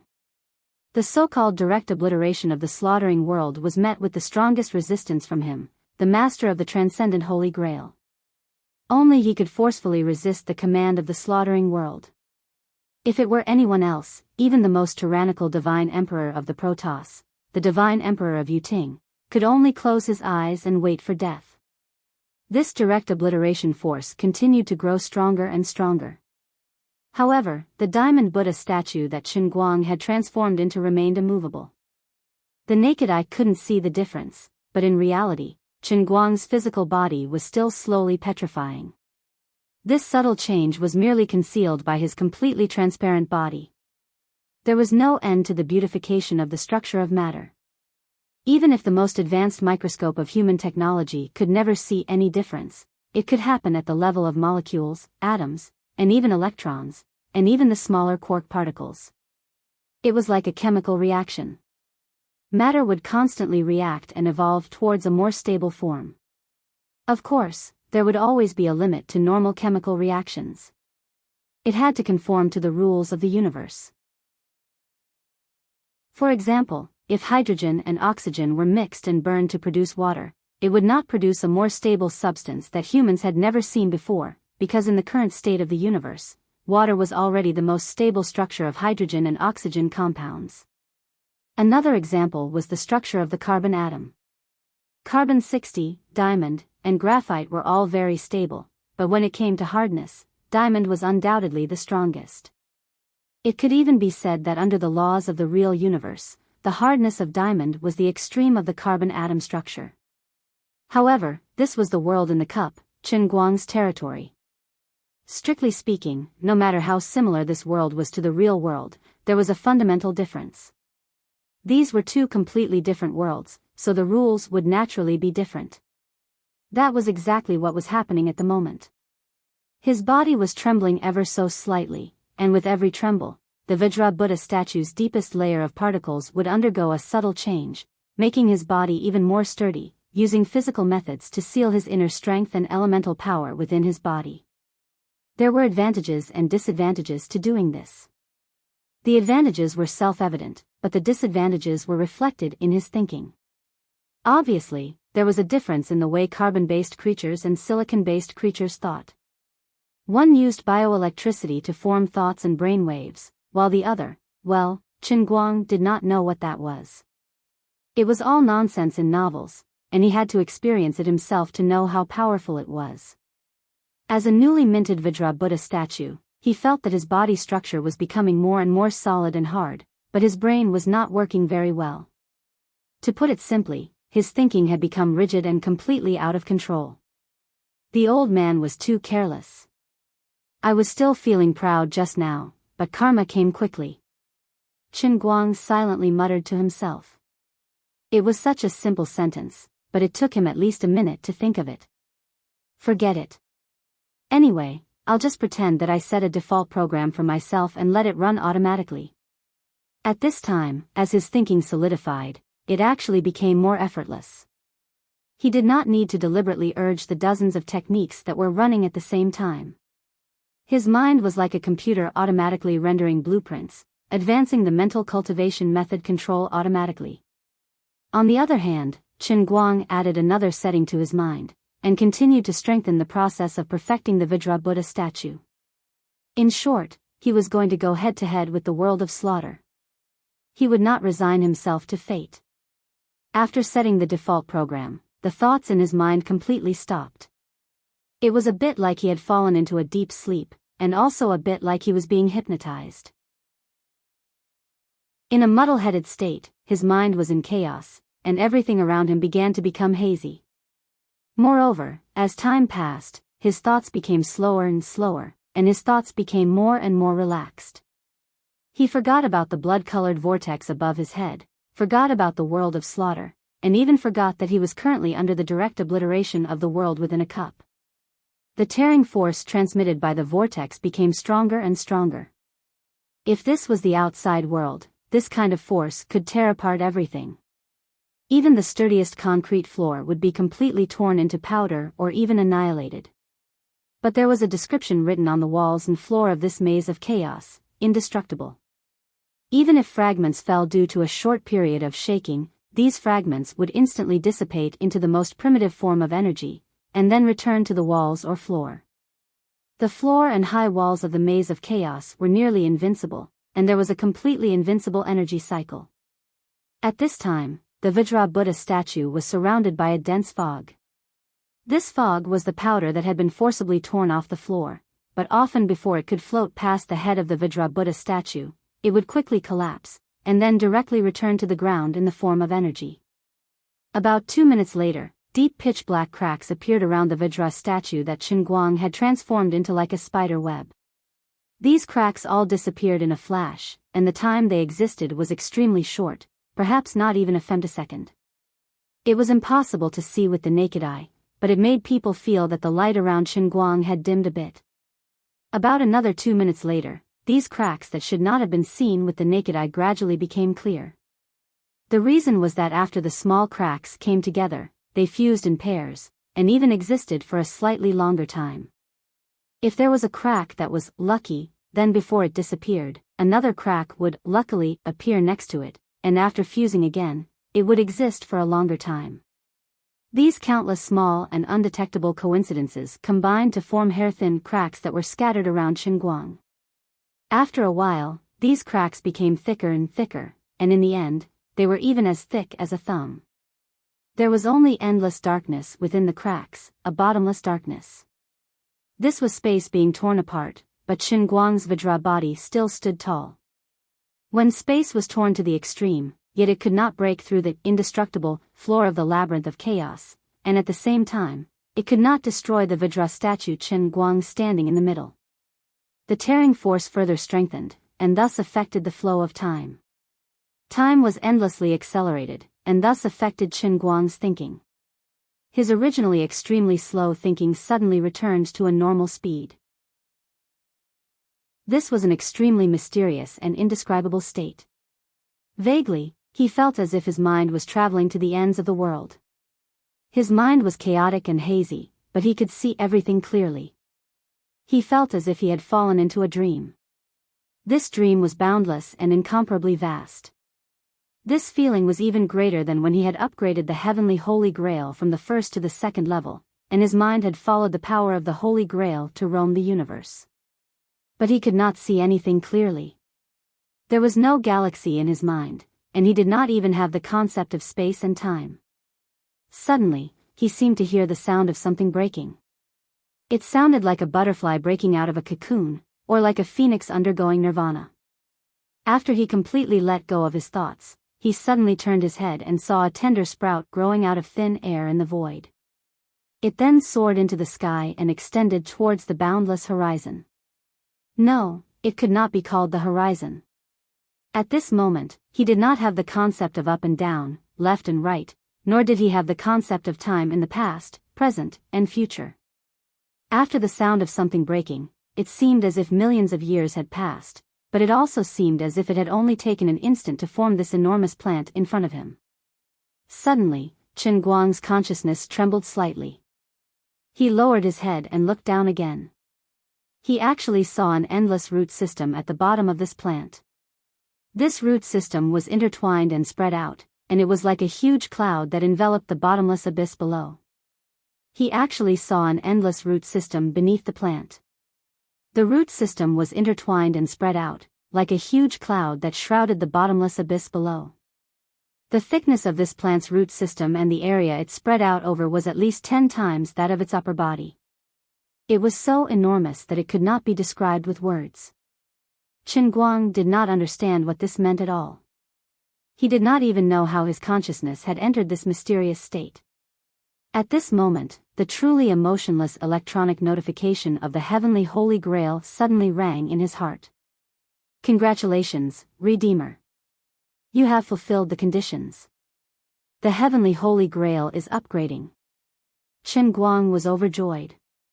Although he did not know what conditions he had fulfilled, he had inexplicably upgraded the broken Grail. This was a blessing in disguise. Just as he was happily thinking about it, a loud noise suddenly came from the void. A thud. It sounded like thunder, but also like someone was stamping their feet. Upgrade complete. Redeemer is currently performing a mission. The next mission will be directly upgraded to the third layer, Cloud Elephant Sky. Redeemer's current mission environment is abnormal. Repairing, beep beep beep. This sound was a little like the sound of the motherboard's self-test program when a computer was booted up. Then, Chen Guang thought he had heard wrongly. To his surprise, he heard a sharp and clear scream. Nothing happened after the scream, but the tearing force that had enveloped his body suddenly disappeared. The notification sounded again, but this time it was the slightly strange electronic notification that made him feel like it might have feelings. Congratulations, player. You have successfully resisted the obliteration. The Labyrinth of Chaos mission is completed. Reward points will be issued immediately. Chen Guang cursed in his mind at a super slow yet super fast speed. What kind of lousy mission system is this? There's such a godly operation? Forcefully resisting and successfully completing the mission. Chapter 1193. Also, who was the one screaming just now? What was that dong sound? Whose moral integrity had fallen to the ground? Forget it, it was not important. Since he had successfully resisted it, he could finally relax and slowly remove the petrified state. He did not dare to disperse his cultivation first. If it were not for the dozens of martial emperor's secret arts that could stabilize the mind, he did not know whether his will could withstand the shock of turning into an immovable diamond. Who can tell me what's going on now? You ask me, but who should I ask? Didn't they say that the Labyrinth of Chaos mission is over? Why is the 9th mission not here yet? What do you think the 9th mission might be? Is it killing monsters or a labyrinth? Or something else? Forget it, don't guess. In any case, it definitely won't be as simple as the cockroach mission. This is the last stage. If we can pass it, we might be able to get out. The fat household appliance student said happily, this is really a special experience. From now on, I will no longer be the same person as before. The first thing I will do when I get back is to fire my boss. Ha ha ha. Damn fatty, you're a salesperson in an electrical appliance store outside, right? The genius high school student suddenly asked. The fatty was shocked. How did you know? The genius high school student snorted and then said, it's all written on your face. I'm just reminding you that it's best not to talk about the outside world here. Everyone here is smart. If you talk a little more, they might guess where you are and what you're doing. Even if we can leave this place soon, no one knows what will happen in the future. Rashly exposing your true identity is undoubtedly very dangerous. For example, who knows if we can keep our memories after we get out? Also, will everyone's reward points be snatched by others? Otherwise, in the face of the threat of life and death, what will you do if others ask you to obediently hand over the things you bought? When he said these words, he did not deliberately avoid the others. Instead, he deliberately raised his voice. When the others heard this, they did not express their opinion. Although they did not say the ugly words as clearly as he did, they actually thought so in their hearts. Oh, I understand. Then I can't even tell you? The fat household appliance student asked with his shoulders shrunk. The genius high school student smiled calmly. If you're willing to tell me, of course I'm willing to listen. Fatty always felt that this young man's expression was very sinister, but he could also be pretending to be sinister to scare people. Forget it, let's change the topic. What does it mean to be a teacher? Ask him yourself. Outside, the crowd who had been waiting for God knows how long could not help but whisper. Although no one had a watch on them, everyone had a simple concept of time. Unknowingly, several hours had passed, but there was still no movement. No one knew what was going on. Everyone was panicking, but they couldn't find an answer. Let's wait. We have no other choice. Peasant finally spoke. As the only person present who knew the inside story, she was actually the most knowledgeable. Others might not know if the mission had really failed that afternoon, but she had seen it with her own eyes and knew it clearly. If it was someone else, Peasant would have died. But Tang Wu was different. Peasant felt that Tang Wu wouldn't die so easily. Perhaps he could resist the rules of the game system. Perhaps he was doing that now. Otherwise, why was there no movement even after the Chaos Labyrinth mission had ended? On the other hand, after Chen Guang's mission was judged to be completed, he wasn't released immediately. After an hour, he was finally released from his petrified state and the state of absolute calmness. He stood up in bewilderment. He examined his body and surveyed his surroundings. He was still in the Chaos Labyrinth, but there were no side effects from the petrification. His movements were slightly inconvenient, but it was probably due to poor blood circulation after meditating for a long time. He would be fine after taking a few more steps. Hey! Is there anyone here? Let me out after my mission is completed. He shouted at the top of his lungs, but no one answered him. Truth be told, Chen Guang wasn't really hoping for anyone to pay attention to him. It's just that he had vaguely heard a moment ago that made him suspicious. Hence, he purposely acted to see if he could trick the person who might or might not exist. But he didn't succeed, and no one responded to him. After waiting for a long time, there were finally changes. First, the promised reward points arrived in his account.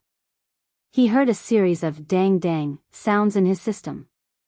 Chen Guang accessed his system and looked at it intently. He was convinced. He saw the number of his reward points jump at a rather strange speed. One moment, it rose by a few thousand points, and in the next moment, it was cleared out with a whoosh. Fine, it was the same old problem of missing out on everything. Unlucky cup, what happened to the promised repair? You can't even repair a hole.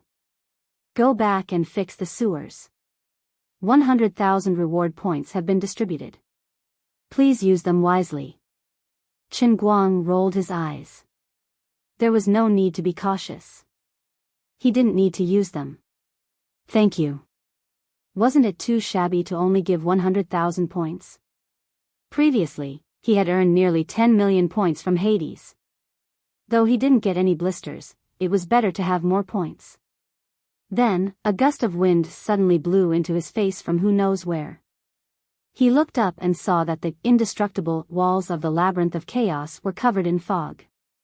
At the same time, they were rapidly disintegrating from top to bottom. Letting out a sigh in his heart, Chen Guang muttered to himself, Mission 9 is finally here? I wonder what kind of monster I have to fight. Just as he was thinking about this, he suddenly saw the fog that was originally soaring into the sky suddenly change direction and pounce straight towards his position. Wait!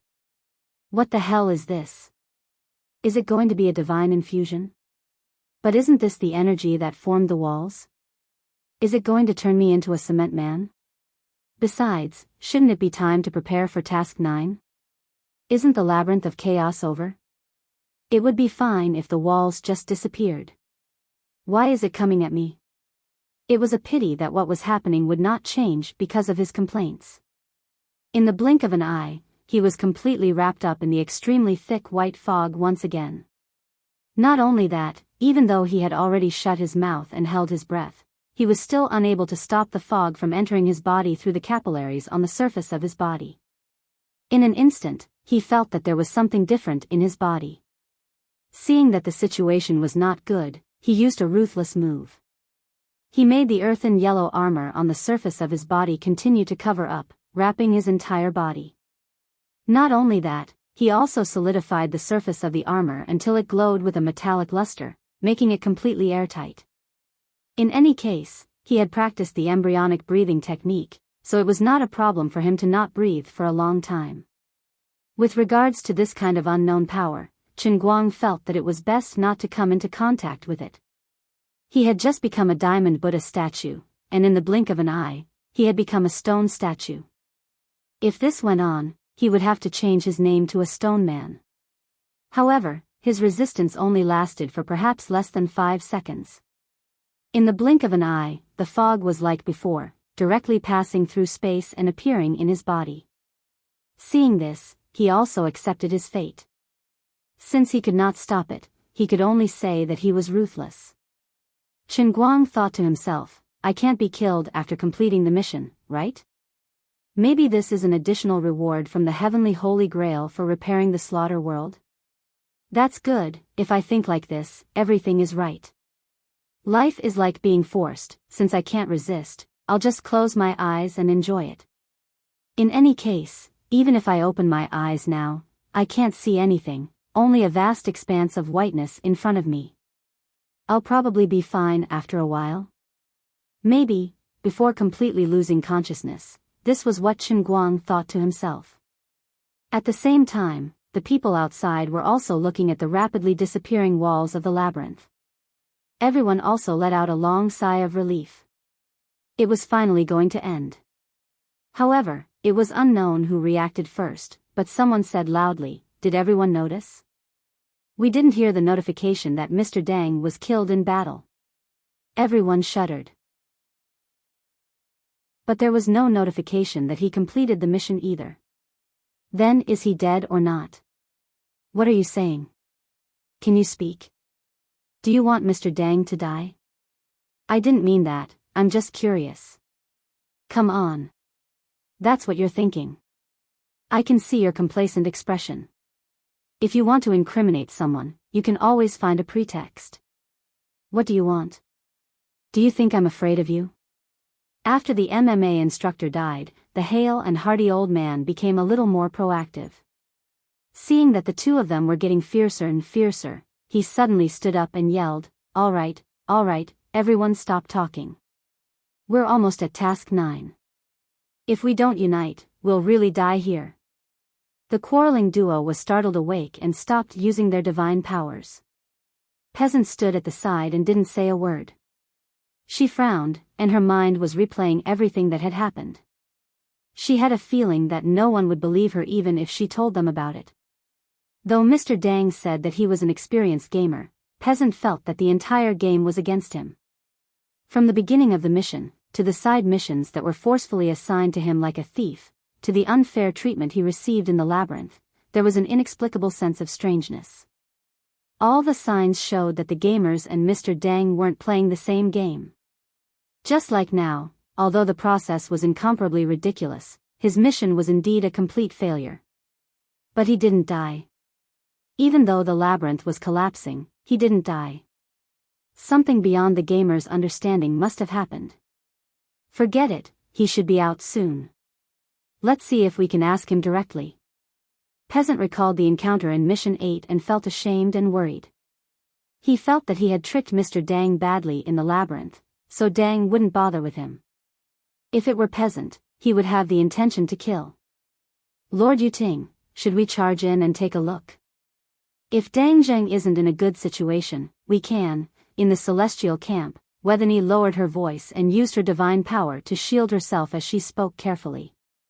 Yuting was tempted, but he shook his head and said, no, let's observe the situation first. Dang Zheng won't die so easily. If he isn't in a good situation, it'll be dangerous for us to act rashly. When they were dealing with the Hades fire, the Celestials had suffered greatly because they underestimated their enemy. They thought they could kill Dang Zheng, but they didn't expect Dang Zheng to counterattack. This seemed to be an opportunity, but who knew if Dang Zheng would turn misfortune into a blessing? Deep in Yuting's heart, he didn't want to admit another thing. He knew that the projected Celestials were going to deal with Dang Zheng, but Dang Zheng saved the lives of the Celestials during the Mosquito mission. It was unimaginable that she would feel gratitude towards him. He couldn't tell his subordinates the truth, so he had to find a reasonable excuse. Fortunately, he had sufficient prestige among the Celestials, so nobody doubted his decision. After a long time, Guang opened his eyes slowly. He was surprised to find that he had grown taller. It wasn't just a little taller. It was at least 10 times his original height. He scratched his head out of habit, wondering if the wall of the labyrinth of chaos had increased in size after he merged with it. As soon as he scratched, he realized that something was wrong. His hand couldn't reach his head. Damn, did my hand become shorter? He tried to lift his hand, and then he let out a goo in shock. That's right, it was a goo. Damn, I've become a monster. Looking at the palm in front of him, Guang didn't even have the mood to complain. How was this a hand? It was clearly a wing. F***ck. That was what he thought, but what came out of his mouth was a goo. At that moment, Guang suddenly discovered that there were two groups of people standing a few dozen meters in front of him. One was a group of ordinary players, and the other was the Celestials led by Yuting. With a grunt from his mouth, the two groups of people retreated one after another. Hey, what's going on with you guys? Guang wanted to ask the others, but all that came out of his mouth was a series of goo-s. Then, the two groups were shocked and immediately retreated further and further away, looking as if they wanted to keep a respectful distance. Forget it, so be it. Guang was also annoyed. He turned around and planned to find a corner to crouch by himself. At the same time, he checked his other skill, the legendary strongest language master in history. Then, he quickly gave up. Alright, although I'm proficient in close to 5,000 languages on Earth, I haven't learned the real bird language. Alright, if it was on Earth, with the old man's social skills, it wouldn't be impossible to chat with animals. Although I can't completely read the minds of animals, with my rich social experience, I can guess most of it. But I really haven't learned how to speak to humans after I become a bird. Oh, right, I can use my feet, alright, use my claws to write. Guang turned around and faced the two groups of players who were ready for battle. He raised his claws, and the two groups retreated dozens of meters. Guang grinned proudly. It should be split beak. You idiots, what are you afraid of? I won't eat you. He wasn't too worried. He was about to start the 9th mission. After clearing the mission, he would be a good man again, and it wouldn't affect his body in the outside world. Then, he planned to use his claws to write on the ground of the ancient Roman Colosseum. At this moment, the mission notification suddenly rang in everyone's mind. All players, attention, the 9th mission will officially start in 3 minutes. Mission description: kill the blood pigeon. The reward will be distributed according to the damage contribution of all players. Special reminder: after the 9th mission is completed, the mission will be cleared, and the final settlement will be entered. Special reminder too, all players, please hurry up and improve your strength. The blood pigeon is very strong, do not be careless. Guang thought to himself, what kind of unlucky big boss is this? It's actually being targeted by the game system. There's even such a thoughtful reminder. It's clearly telling everyone not to save up, quickly become stronger, and use all of your abilities to kill the blood pigeon. If I were that blood pigeon, I would definitely be cursing. Guang took a deep breath. Although he didn't have any reward points to use, after absorbing the hellfire for a period of time, coupled with his huge body that was dozens of meters tall, his combat strength was definitely not just for show. When that blood pigeon came out, he would pounce on it and kill it, and then be done with it. Wait. He raised his right hand and swallowed his saliva. F***ck, Uncle Lee. Goo goo goo goo goo. F***ck, I'm that blood pigeon. In other words, if I forcefully removed the erase setting, it would be the same as dodging the player's mission. Then, with the Holy Grail's correction, this killing mission would be completely my own. So the player's mission was to kill the blood pigeon. The old man's mission was to eat all the players to death? Does that mean that I was wholeheartedly nurturing the human race players, but I was actually nurturing my enemies?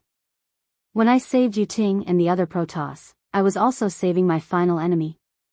Fix your sister, fix it. I might as well not fix it. Chapter 1194. I don't have much time left. Qin Guang muttered to himself. Then he discovered that the gazes of the two groups of mortals changed after the mission notification was given. The mortals panicked for a short while. Many of them extended their necks in bewilderment and looked around as though they were searching for something. Qin Guang knew that they were looking for him. There was no news of his death, so they hoped that he was still alive. It was a pity that their plans were in vain. He was standing in front of them, but they couldn't recognize him. As for the divine race, there were less than 20 of them left. Those who were able to survive until now weren't ordinary. They were the elites of the divine world and the experts of the experts. 5 short seconds later, the gods all came up with an idea. They either bought items or clenched their teeth and pressed the strengthening button. Then, their bodies glowed with light, and their auras rose. Peasant realized that he couldn't find Mr. Dang. He turned his head and shouted, "Everyone, be alert. This is the last mission. Since there's no news of Mr. Dang's death, he must be alive. Even if he can't help us due to certain reasons, we're much stronger than before. We have to learn to rely on ourselves. That's right, it's time to show our true abilities," the genius student said as he stood up and shouted to the crowd. The genius middle school student said as he stood up and said loudly to the crowd, "Everyone who has completed the third awakening, if you are interested in trying my methods, you can come over here. I can help you strengthen your abilities, but the numbers are limited. First come, first serve." The genius youth was finally willing to reveal his abilities. Although everyone had already guessed it, it was still too unbelievable. Really? The card magician came up to him and asked happily. "Oh, I forgot to mention that besides the few of you, the rest can try." "What do you mean?" The card magician was unhappy. The young genius glanced at him and said, "Nothing much. I don't like you, so I'm unhappy. It's that simple." The magician was furious, but he didn't have a chance to protest. The hale and hearty old man, Fireball Magician, and the others gathered around. The old man looked at him with a serious face. "Time is tight. Let's not dawdle and hurry up." The Fireball Mage, on the other hand, asked, "Little brother, how many people can you use your ability?" "Sorry to trouble you." The young genius stretched out 5 fingers. 5, but I have to say this up front. When I'm adjusting your awakened abilities, you must have complete trust in me. Also, I can't guarantee that the effects will be positive after using it. Just like a brother in my team who was tricked by me. That's why he didn't live until now. I can't do anything about it."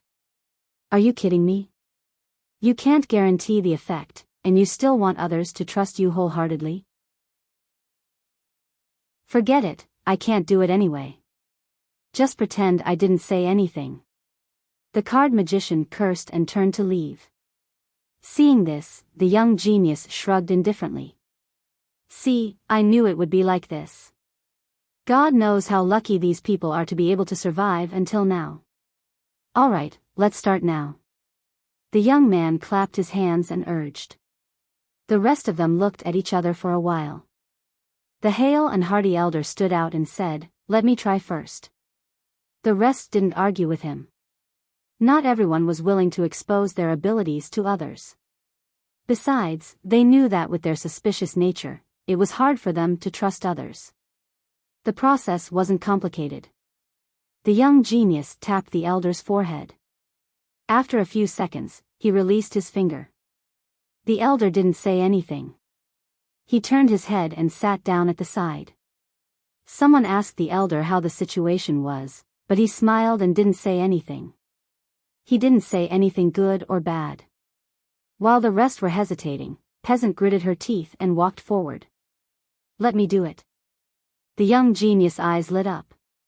"Compared to the rest, I'm more curious to know what changes will happen to Miss Peasant's ability. I know you can control time. There was an uproar. In many novels, the ability to control time was the highest level ability. In Xuanhuan novels, the rule of time was higher than the rule of space. How did you know? The elf magician archer nocked an arrow and aimed at the young genius. The young genius shrugged nonchalantly and said, "When I sprayed the mosquito repellent, I felt uncomfortable for a short while. Then, I felt like I was pressed on the slow button. I can't explain the feeling, but I know it's real. I've been observing everyone. Besides Miss Peasant, the rest of them have displayed their abilities. Miss Peasant is holding an hourglass in her hand. Besides the ability to control time, what else can she do? I'm not a fool." "Alright, stop talking. There's not much time left," Peasant interrupted them and urged them. She gritted her teeth and closed her eyes. The young genius did the same. She gritted her teeth and closed her eyes. The young genius did the same. On the other side, Chen Guang had already decided to make the first move. He tried to take a step forward in an attempt to kill his way to the Protoss. Just as he had this thought, he discovered that he couldn't move. It was as though he was stuck in cement. He was locked on by the massacre mission. Since he couldn't move, his attempt to communicate by writing was futile. "Forget it, 3 minutes it is. They can't defy the heavens even if it's 3 minutes." Chen Guang thought worriedly as he looked at the two camps. He was in a dilemma. He didn't care about the gods as long as they were pecked to death. However, the mortals were a huge problem. The poker lads and the MMA instructor were jackals of the same tribe. It was fine if they were killed. The old man and his companions felt apologetic, but they wouldn't be bothered even if they were pecked to death. The magical beast trio had similar thoughts. It wouldn't be a problem for the mean student to be gnawed to death. As for Peasant, Chen Guang was in a dilemma when he thought about it. Could it be that he really had to destroy a flower? That wasn't the old man's style. He felt that Peasant was an acquaintance of his from the outside world. After such a long time, he had guessed her identity, but he didn't reveal it. His body was filming the variety show, Hi! My God! Near the filming site. When the world and the cup descended, if a few gifted mortals were to be sucked in, Chu Zijin, who was the closest to him, would be the first to be sucked in. Hence, Peasant was most likely Chu Zijin. Chen Guang didn't have time to reveal it, but he couldn't do so now.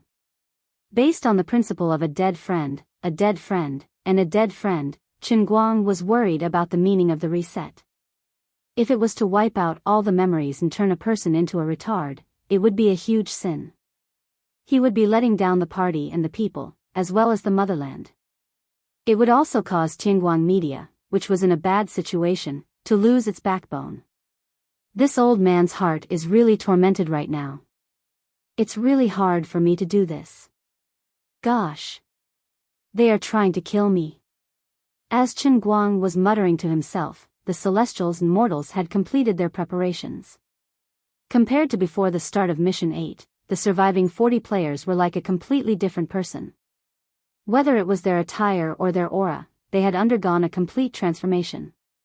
The standard battle uniforms that everyone was wearing were long gone. What replaced them were all kinds of divine equipment that each person had made for themselves. They were either wearing shiny armor in the style of Western magic, or feather fans and silk scarves that were filled with the flavor of Eastern Xianxia. They were also wearing the bright silver chain mail that Erlang Shen was wearing, or the jade-like elven leather armor that flashed with green light that the female elf archer was wearing. The Celestials were even scarier. Chen Guang was afraid. Yuting's face was indiscernible. His entire body was covered in lightning and thunder armor. Wethany had also changed into a bright blue robe. Perhaps it was not the right size, but it dragged a few meters behind her. With Chen Guang's years of gaming experience, he could tell that these guys were equipped with godly equipment that was at least +12 or +18. Damn it, when this old man was protecting all of you from acting tough, all of you were hiding your true strength. Now that you're making things difficult for me, all of you can't wait to take out all of your capital. Has your conscience been eaten by a dog? As he complained, his body suddenly lightened. He could move again. The 3-minute wait was over. F***CK. Goo. Qin Guang cursed and rushed towards the Celestials. He had not thought of how to deal with the mortals yet, but killing the Celestials first was definitely not a bad idea. Out of habit, he took a step forward. Then, he prepared to take a horse stance and unleash a palm strike that could topple mountains and overturn seas. However, when he unleashed it, he realized that he had no palm, only chicken wings. No, it was pigeon wings. The huge wings of the pigeon suddenly spun along with his body, and when they flapped forward, they brought up a scarlet whirlwind. The visible red whirlwind carried a thick stench of blood as it swept towards the Celestials. He did not use the earth-shattering palm, but he did use the blood pigeon's innate ability, Sea of Blood. But at this time, the Shin clan was not to be trifled with. They remained calm in the face of danger. One by one, they leaped up at an extremely fast speed. It was like the 8 immortals crossing the sea, each displaying their own remarkable abilities. At this moment, Qin Guang's massive body had slowed down his movements. Thus, his first wing, which seemed to be powerful, missed. In the next moment, a bolt of lightning struck his head, charring a few feathers on his head. Raising his head, Qin Guang saw that the lightning came from the tip of Yuting's spear, which was hovering not too far away. At the same time, he fiercely lowered his head, only to see that the Colosseum floor under his feet had abruptly turned into a soft swamp. His 2 claws were continuously sinking into the soft swamp mud that was suffused with green light. The swamp extended from where he was standing all the way to where Wethany was. It was her dress that was playing tricks on him. Not only that, but this brief moment of entrapment immediately caused him to be enveloped by countless attacks. All sorts of dazzling and powerful attacks landed on his body. Some of them were light enough to scratch an itch, but some were like Yuting's lightning, causing seemingly minute but accumulating damage. For a moment, Qin Guang was at a disadvantage because he was not used to the blood pigeon's body. There was more bad news. The Celestials had taken the initiative. Logically, the mortals should just sit back and watch. However, because the quest notification clearly stated that the final quest reward would be calculated based on the amount of damage each person dealt, no one was willing to slack off. Everyone used their trump cards one after another. The old man and his companions hid in the Apocalypse tank, which had a few black and thick tubes attached to it. With the old man's command, the Apocalypse tank buzzed, and the 8 thick tubes lit up at the same time. In an instant, 2 depleted uranium supermagnetic storm bombs flew out. 2 light blue ion beams with a high-temperature burning effect shot out. 4 Gatling guns fired wildly at Qin Guang, and the heavy lead core bullets rained down on Qin Guang. As for the others, there were big fireballs, deadly flying daggers, King of Hearts, and so on. Peasant didn't charge forward personally. Instead, he stood beside the elven archer. No one knew what he was up to. The elven archer knocked an arrow, while Peasant held an hourglass in one hand and placed his fingertips on the tail of the elven archer's magic arrow. There was a swishing sound. The elven archer released her fingers, and the magic arrow that was in front of her seemed to traverse space and appear between the eyebrows of Qin Guang's blood pigeon body. After the mutation of his awakened abilities, Peasant was able to use time acceleration on the magic arrow of the elven archer. Qin Guang felt that he was about to cry. I'm seeing a ghost. Do you have to be so ruthless? Why didn't I see you being so capable? Chapter 1195. Qin Guang flicked his head and pecked away the magic arrows that were right in front of him. At the same time, he racked his brain to think of a way to change the situation. After discovering that he was the final boss, he was momentarily at a loss and fell into a rather awkward situation. These people were too aggressive. They were completely different from when he was still around as a nanny. Faced with the final quest, almost all the players seemed to be on steroids. After all, everyone was determined to clear Quest 9 and leave this godforsaken place happily.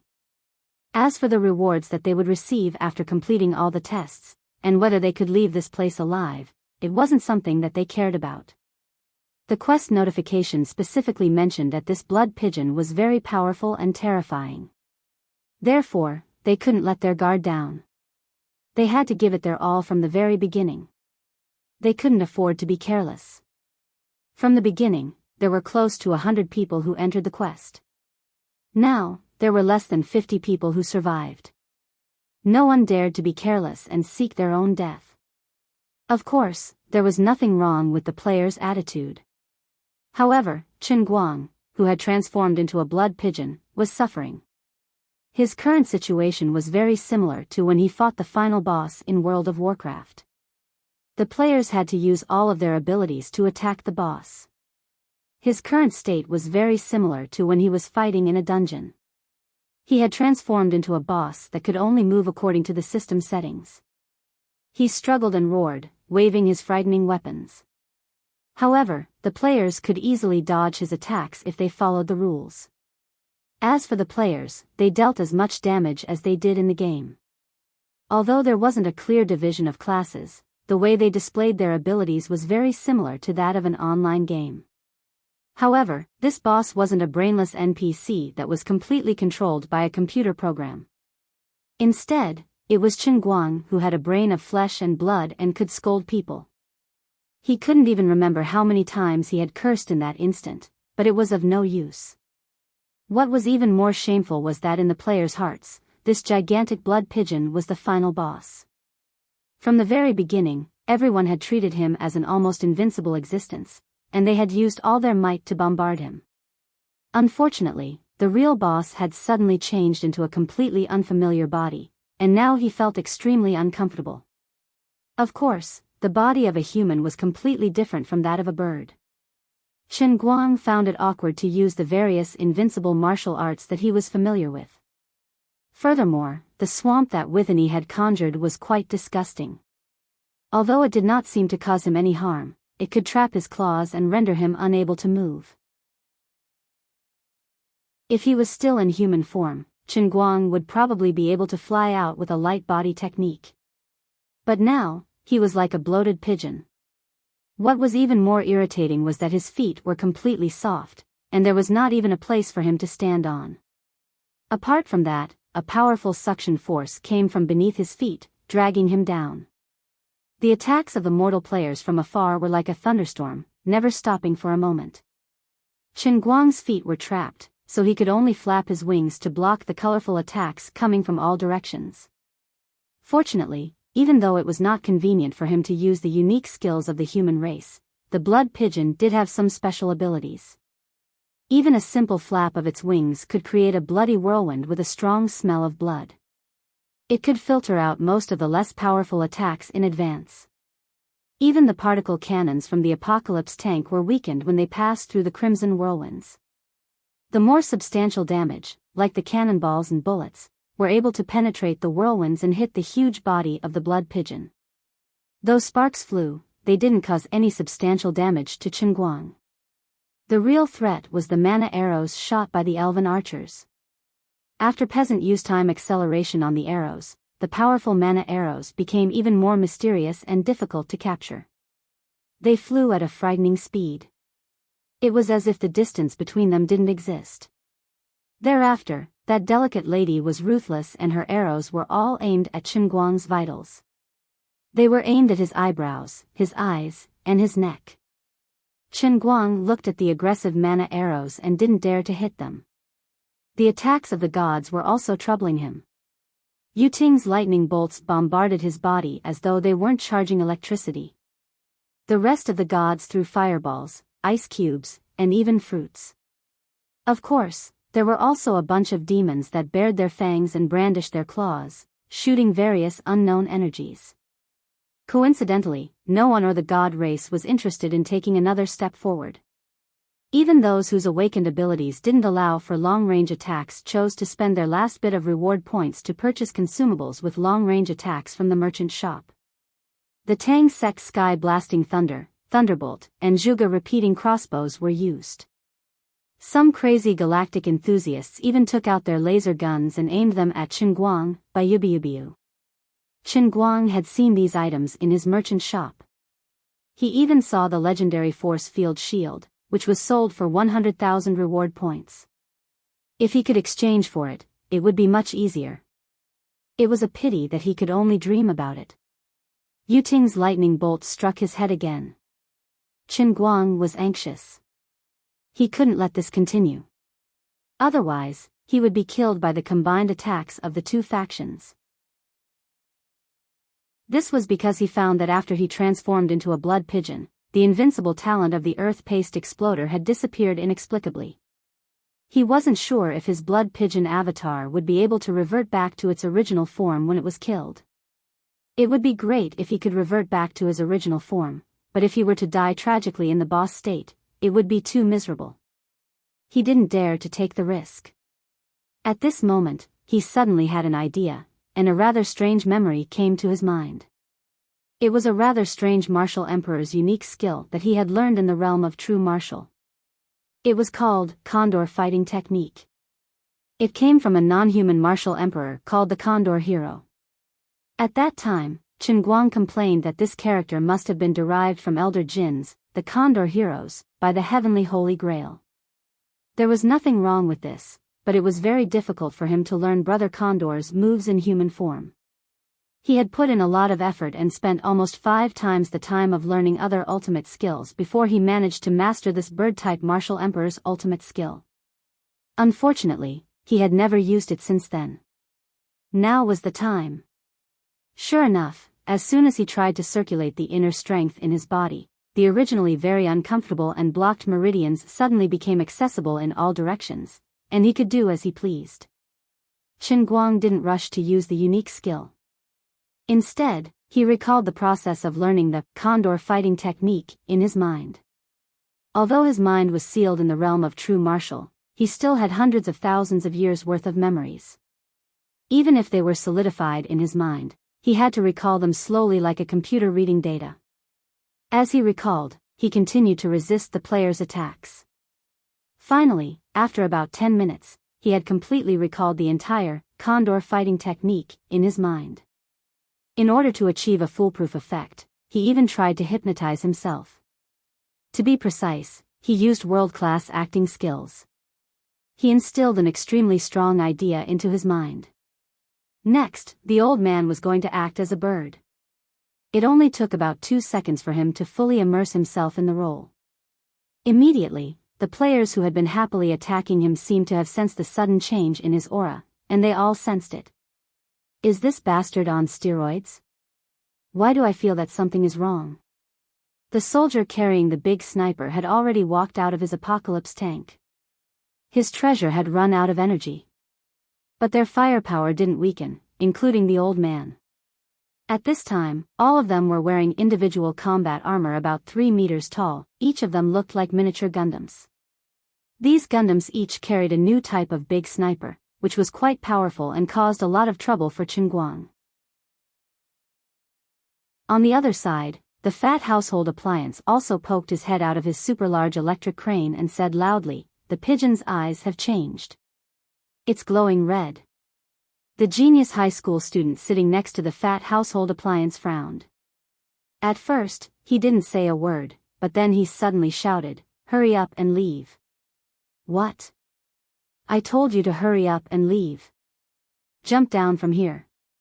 We can't stay here anymore." The fat household appliance didn't know what was going on. He subconsciously wanted to refuse the genius high school student's suggestion. In order to make this large crane, he had almost exhausted all of his energy. Now, every time he used it to throw the super-large sealed freezer at the pigeon, he had to burn a lot of reward points. This crane was his baby, the ultimate product that he could summon with his third awakening ability. How could he give it up just like that? But the genius high school student didn't give him a chance to think. Without saying a word, he grabbed his collar, opened the door, and jumped out of the control tower that was more than 30 meters tall.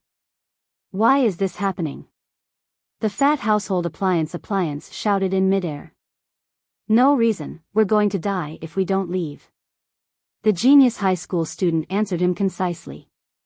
On the other side, the shield warrior Asenath shouted to the beast tamer hunter, "Hurry up and let your gorilla use rapid charge on the pigeon." The beast tamer executed the order without thinking.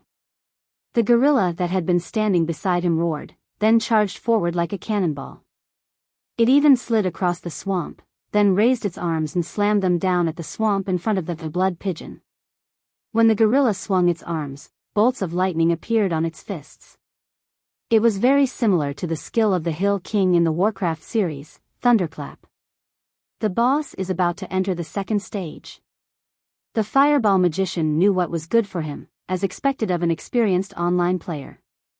The Protoss players also noticed the changes in the boss, but unlike the ordinary players, they were more confident. Yuting even secretly used God's language to communicate with the others, "Fight to the death. This is a good chance to snatch the quest completion points." Chen Guang's blood-red eyes suddenly lit up. At this moment, his mind was in a half-human, half-bird state.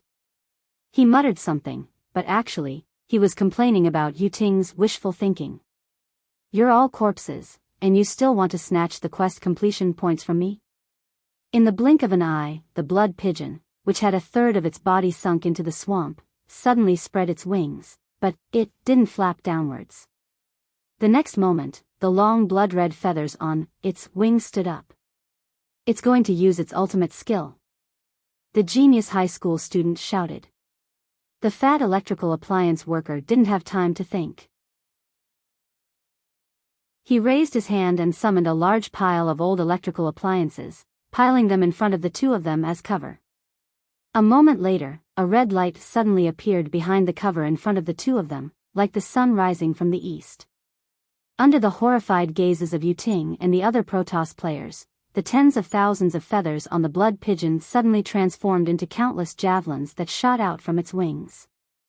These long feather javelins were so densely packed that the Protoss players closest to it couldn't avoid them. That wasn't the end of it. Every feather exploded halfway through its flight, turning into even more feathers that rained down on the entire Colosseum. Chen Guang's ultimate skill from the Condor art of fighting was called Thousand Feathers Slash. The situation immediately reversed, and all the players were in danger. The first to die on the spot was the gorilla in front of him that had tried to stun him. Sorry, but as a boss, the old man was completely immune to stun-type control skills. The gorilla was first turned into a sieve, then it fell to the ground. A tombstone even appeared on the ground. Wethany, who was a little further away, saw that the situation wasn't looking good. She immediately retreated into the swamp beneath her. She managed to completely hide in the ground before the rain of needles descended, but there were still many feathers chasing after her. She didn't know if she could survive that. The other Terran players further away were also in chaos. The fat electrical appliance worker's beloved tower crane was instantly destroyed by the rain of needles. The old man and his companions conjured a huge metal shield in their hands. They formed a shield formation to protect themselves before the rain of needles descended. The card magician and his companions were in a worse state. The inferior force field shield that they purchased didn't last more than 5 seconds before it shattered. They had to use all their means to protect themselves. They could be considered lucky and Chen Guang's benevolence. The number of feathers that fell to their side wasn't much. As long as they are not so selfish and willing to spend the reward points in their pockets, or the valuable high-priced life-saving props that they have exchanged before, they can barely survive. Peasant and the elf archer had it much easier. Peasant used his mutated time ability to form a semicircular shield in front of them. The archers, on the other hand, switched to explosive fire magic arrows, shooting at the feathers that had been slowed down in the time shield, burning them to ashes before they could even land. The ones who suffered the most were the weaker ordinary Protoss players who were relatively close to the blood pigeons. After the chaos, there was a moment of silence in the Colosseum. Peasant and the elf archer dodged the burning feathers that fell from the sky. They looked forward and were shocked. The previously lively Protoss players were now sprawled on the ground. 3 or 4 of them were completely dead, while 7 or 8 were struggling with great difficulty. As for Yuting, his face was covered in dirt as he ran around. Every time he passed by a Protoss player, he would exchange for an expensive healing pill and stuff it into their mouths, regardless of whether they were dead or alive. Wethany crawled out of the swamp, her face covered in blood. Her body was riddled with wounds, and she looked like she had been ravaged. Seeing this, Yuting hurriedly returned and stuffed the healing medicine into her mouth. However, when she touched her body, her arm fell to the ground first. "Lord Yuting, I'm going to die," Vesani said in despair. Yuting frowned. "What are you talking about? It's only the loss of a projection. I won't let you die so easily." Yuting did not particularly care about the lives of the other celestial players, but in the celestial realm, Wethany was his vanguard general. Yuting did not want to lose his right-hand man so early on in this game quest that made him feel powerless. On the other side, the Protoss players who could still move suddenly retreated a few steps. Yuting turned around and saw the blood pigeon, whose wings were now bare, slowly walk out of the swamp pit that had solidified again. Behind the blood pigeon was a bloody aura. Chapter 1196. Even though the gamers were of different races, they could feel the anger of the pigeon. They didn't know if it was a herbivorous magical beast or a carnivorous magical beast, but they felt that the pigeon wanted to eat humans. The earth-shattering blood chi flickered with a dark red radiance and soared into the sky. It was as if it was going to completely envelop the blue sky. It had to be said that the spectators and stands of the Colosseum had been made into mosaics. It was quite crude, but the sky looked quite exquisite. It didn't look beautiful. Instead, it accentuated the terrifying smell of blood coming from the blood pigeon. The dignified divine King Yuting was stared at by the crimson eyes of the blood pigeon, but he didn't have the majesty he had in the godly realm. He felt his hair stand on end and his heart tremble involuntarily. This feeling was as oppressive as when he faced the majesty of the divine king in the godly realm. It might even be stronger. It was so strong that he couldn't resist it. "Everyone, retreat. The human gamers weren't righteous enough to help the gods." Peasant was the first to react. He shouted and retreated with the elf archer and the other 2 girls without looking back. The other gamers reacted quickly. The fat household appliance gamer conjured an electric scooter for the genius high school student to sit with him. With a whoosh, the scooter dashed to the edge of the Colosseum. The genius high school student couldn't help but complain, an electric scooter is considered a household appliance. Of course, it's a 220-volt charger. Why can't it be considered a household appliance? That's F*King reasonable. I'm convinced. Naturally, Chen Guang, who had transformed into a bird, could hear the conversation between the 2 of them. He nearly laughed out loud and lost his cultivation. Gosh, the 2 of them are destroying my killing intent. On the other side, the old man and the others in the Gundam armor also quickly threw away the steel shields that were riddled with holes from the needles and feathers. They turned around and crawled to the ground. Then, 4 wheels fell off their shoulders, and they turned into motorcycles. Their motors roared as they charged forward to escape. Their movements were quite swift and fierce. As for the card magicians group, after being severely injured, 2 of them died on the spot. The other 3, including the magician, gritted their teeth and crawled to escape in panic. The 3 Warcraft players were slower. Although they did not suffer too much damage under the cover of Azenotha's shield and the magician's dragon breath, the beast tamer was traumatized by the loss of his beloved pet. If not for his 2 companions holding him back, he would have charged forward without a care in the world. However, they managed to react in time, summoning their own mounts and running away. As soon as the mounts of these 3 fellows appeared, Chen Guang almost failed again. "Damn it, you guys are veterans of the T7 set. Why don't you guys exchange for some reliable mounts?" 3 chocobos popped out from the crotch of the 3 men, squawked, and scampered off. The scene was extremely comical and out of control. The human players were further away, so they were not heavily injured. They were able to escape quickly, but the Protoss were not so lucky. More than half of the Protoss were heavily injured, and their fates were unknown. Even though Yuting had fed them medicine, they would not recover in a short period of time. Yuting had not even finished feeding everyone their medicine. At that moment, most of his attention was on the dying Vesni in his arms. Even gods could be selfish. Yuting's choice was understandable. The blood pigeons behind him were getting more and more intimidating, and they were already charging towards him. Yuting had no time to hesitate. He gritted his teeth and made a decision. He could no longer care about the other Protoss. He carried Vesni's broken body and flew away, fleeing into the distance. The blood pigeon that Qinguang had transformed into let out a squawk, and gave chase. As a pigeon, it could fly under normal circumstances. However, its wings were bare, so it could not fly even if it wanted to. However, it wasn't slow at all. Rather than calling it a pigeon, its short legs swished as it ran, as if it had eaten stride. It was as fast as a bolt of red lightning, chasing after Yuting and Wethany.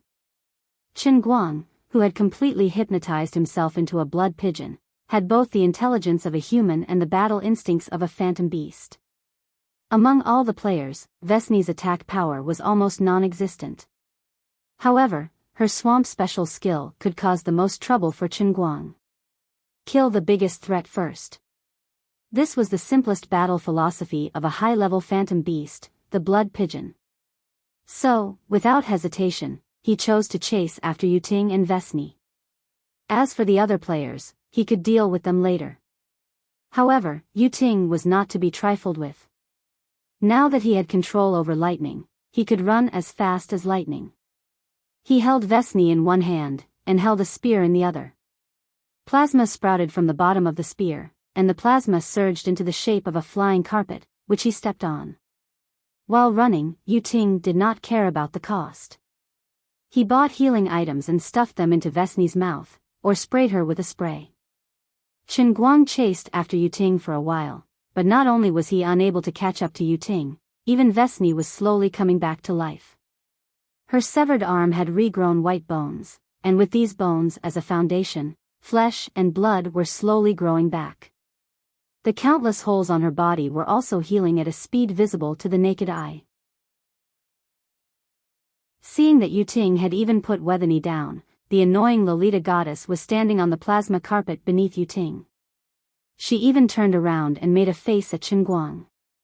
Qinguang decided not to chase after her. He immediately turned around and headed for the center of the Colosseum. There were still many Celestials lying there. Some of the Celestials had already crawled up and fled, but there were still some who were struggling to save themselves, and had not yet recovered. As Qinguang ran, he used the innate ability of the blood pigeon, a phantom boss. Although its regenerative ability was far inferior to that of the Earth Marmalade Exploder, it was easy for it to regrow its feathers. As he deliberately activated his talent, his wings, which were so bald that they could be roasted and eaten, first surged with red blood. As the light flickered, the red blood quickly covered his entire wing, and in the blink of an eye, it turned back into feathers. This time, the blood pigeon that Qinguang had transformed into finally learned how to fly. It flapped its wings and soared into the sky. A strong gust of wind accompanied the blood pigeon's flight, and it brought pain to those who saw it. Just the wind caused by the flapping of its wings could cause damage. After Qinguang had completely adapted to its body, the blood pigeon's strength was evident. Yuting, who was running away, saw that the situation was not good. He quickly turned around and shouted, "Run!" 2 or 3 of the Celestials on the ground struggled to get up when they heard this, and ran forward regardless of the consequences. Another 3 or 5 Celestials even struggled to save their companions, but most of the Celestials were still lying on the ground. They were either on the verge of death, or had no strength to get up. After a short period of chaos, the blood pigeon that Qinguang had transformed into had already flown above them. Then, the blood pigeon opened its beak, and like a machine gun, it spat out thumb-sized chunks of chi. Those who didn't know what was going on would think that it was science fiction, and Qinguang himself felt very awkward. No one would believe it, but this move was also a unique skill in the condor fighting technique, called spitting grape seeds. That's right, this was the name. It was quite simple and crude. What he was spitting out now was a sharp cone of qi called grape seeds. If Qin Guang were to name it himself, he would probably rename it Birdbeak Gatling Gun. Obviously, it was more fitting. As he released this ultimate move, the chunks of qi were like machine guns firing at the ground, and the celestials on the ground were immediately hit hard. Those who could still move either tried to dodge or use the items they had exchanged from the shop to protect themselves, but it was of little use. After a round of intensive shooting, the blood pigeon glided back to the ground, leaving behind only a piece of farmland that looked like it had been plowed by 8 oxen repeatedly. After Yuting put down Weathany, he rushed to the spot, and his face turned ashen when he saw the tragic scene. Previously, several Protoss had already died in battle. After such a torment, there were less than 10 Protoss who survived. The blood pigeon was not in a hurry to launch its next attack. Instead, it turned around and opened its beak again. Yuting thought that it was going to spit something again, and was shocked. He was about to turn around and run. But in the end, the blood pigeon did not spit anything. Instead, it took a deep breath in his direction.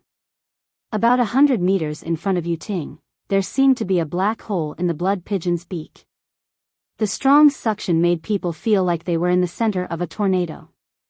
Seeing that the situation was not good, Yuting quickly dodged to the side. In the process, he quickly picked up the remaining celestials on the ground and threw them far away. As for those who were already dead, he had no time to care about them. But he did not know that Qin Guang's real target was not the living celestials, but those who were already dead. Just now, he had planned to spit grape seeds again and plow the ground again, but suddenly, he faintly smelled a scent from the dead celestials that made his blood boil. It felt like a smoker who had failed to quit smoking and smelled smoke after 3 days, or like an old drunkard who suddenly had a large glass of pure Maotai wine in front of him. It was quite addictive. Therefore, he used a move from the condor fighting technique called swallowing mountains and rivers. As the name suggested, the key to swallowing mountains and rivers was to use internal energy as a driving force, using the well-developed lungs of birds as an air pump to crazily absorb the air from the outside world into one's body. Back then, Brother Condor had used this move to deal with the siege of nearly 1,000 martial artists. After using it, almost all the energy in the bodies of nearly 1,000 martial artists was sucked dry in a short period of time, causing them to completely lose the ability to resist. Right now, Qin Guang wanted to use this move to try and absorb the divine power released by the Protoss who were already dead and in the process of disintegrating into energy form. Of course, there was a side effect that was not very elegant. According to the law of conservation of matter, where there was an input, there must be an output. As for the method and place of the output, this was basically no different from when he was in his human form. Other than the mouth and nose, there was only one place on an animal's body that could still exhale. As a result, colorful smoke rose from nearly 10 places on the rapidly recovering Colosseum. Accompanied by the blood pigeon swallowing mountains and rivers, the smoke flew into its mouth. Under Yuting's extremely pained gaze, the divine power released by the celestials was all sucked into the blood pigeon's mouth. However, it was not absorbed by him. Instead, it turned into colorful light that rushed out from the back of the blood pigeon and completely integrated into the slaughtering world. Yuting could not help but feel sad. The dignified and respected gods in the endless god realm had actually suffered such a great humiliation in this stupid mission. Not only did they die, they actually had to be eaten by this magical beast and then burst out from the back. What is your intention in doing this? If it was not for the fact that the other party could only croak, Yuting really wanted to scold it. In fact, even Qin Guang himself did not know what the point of doing this was. He subconsciously felt that filtering the celestial's power out of his body would definitely be beneficial. However, when he carefully examined it, he felt that the benefits were completely undetectable. It was somewhat similar to the situation when they encountered the giant mosquito formation. The only difference was that in the giant mosquito formation, the giant mosquito first changed the nature of the Celestial's power, then he did the filtering. Now, he had become the mission boss, and the whole process was a one-stop service. Forget it. Since he could not figure it out, there was no need to continue dwelling on it. There was definitely no harm in doing this. Qin Guang turned his head and once again focused his attention on Yuting. At this time, the other surviving Celestials had mostly recovered and gathered behind Yuting. Facing the blood pigeon's eyes that seemed to want to devour someone, Yuting and the other Celestials slowly calmed down from their initial panic. Blindly running away would not change their fate. The power of this blood pigeon was just as the mission description said. It was so powerful that there was no room for carelessness.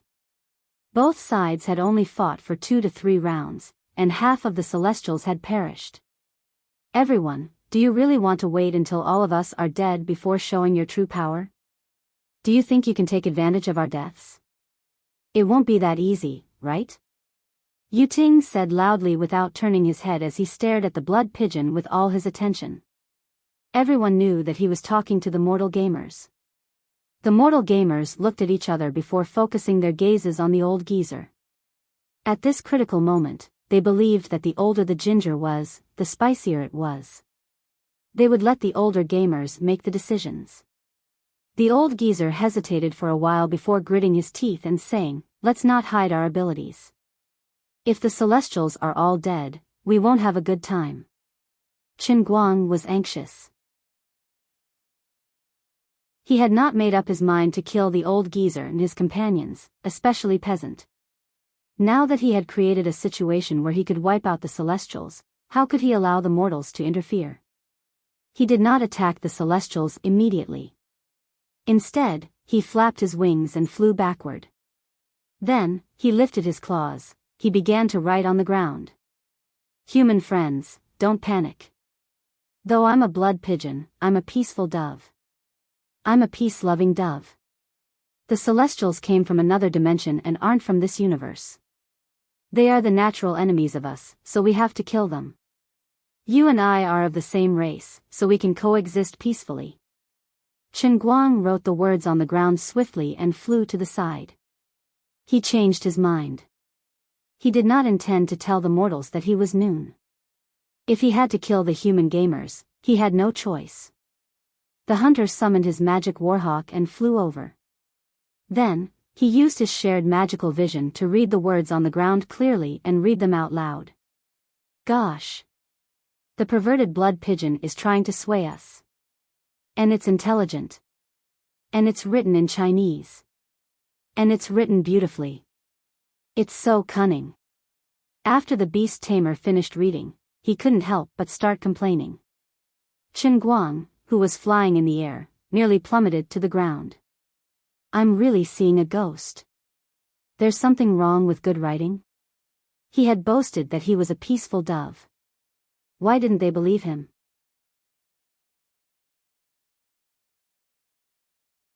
Chapter 1197. The result of the fruitless communication was that when there were less than 10 Protoss players left, the two camps finally joined forces. This was the situation that Qin Guang had been trying to create. He did not expect that it would finally happen. However, the one they were going to deal with was him. This was an awkward feeling. Qin Guang, who had turned into a blood pigeon, no longer wanted to complain about himself. Right now, he only wanted to destroy the Protoss as soon as possible. As for the human players, he would be merciful and allow them to be willful one more time. There was no other way. The old man was just that kind and generous. After filtering the divine power of the dead Protoss players, he immediately flapped his wings and flew into the sky, causing all the attacks from the human players to miss. At the same time, he put himself in an invincible position. Looking at the many opponents on the ground, Qin Guang felt a sense of accomplishment as a boss for the first time. Have you ever seen something like this before? The old man can fly. Are you afraid? While he was gloating, Yuting, who was on the ground, also leaped into the air. Qin Guang immediately remembered that Yuting could also transform into lightning and fly into the air. From the looks of it, Yu Ting was no longer a coward and wanted to fight him head-on. Chen Guang narrowed his pigeon eyes and looked down at Yu Ting, trying to guess his motives and what he was relying on.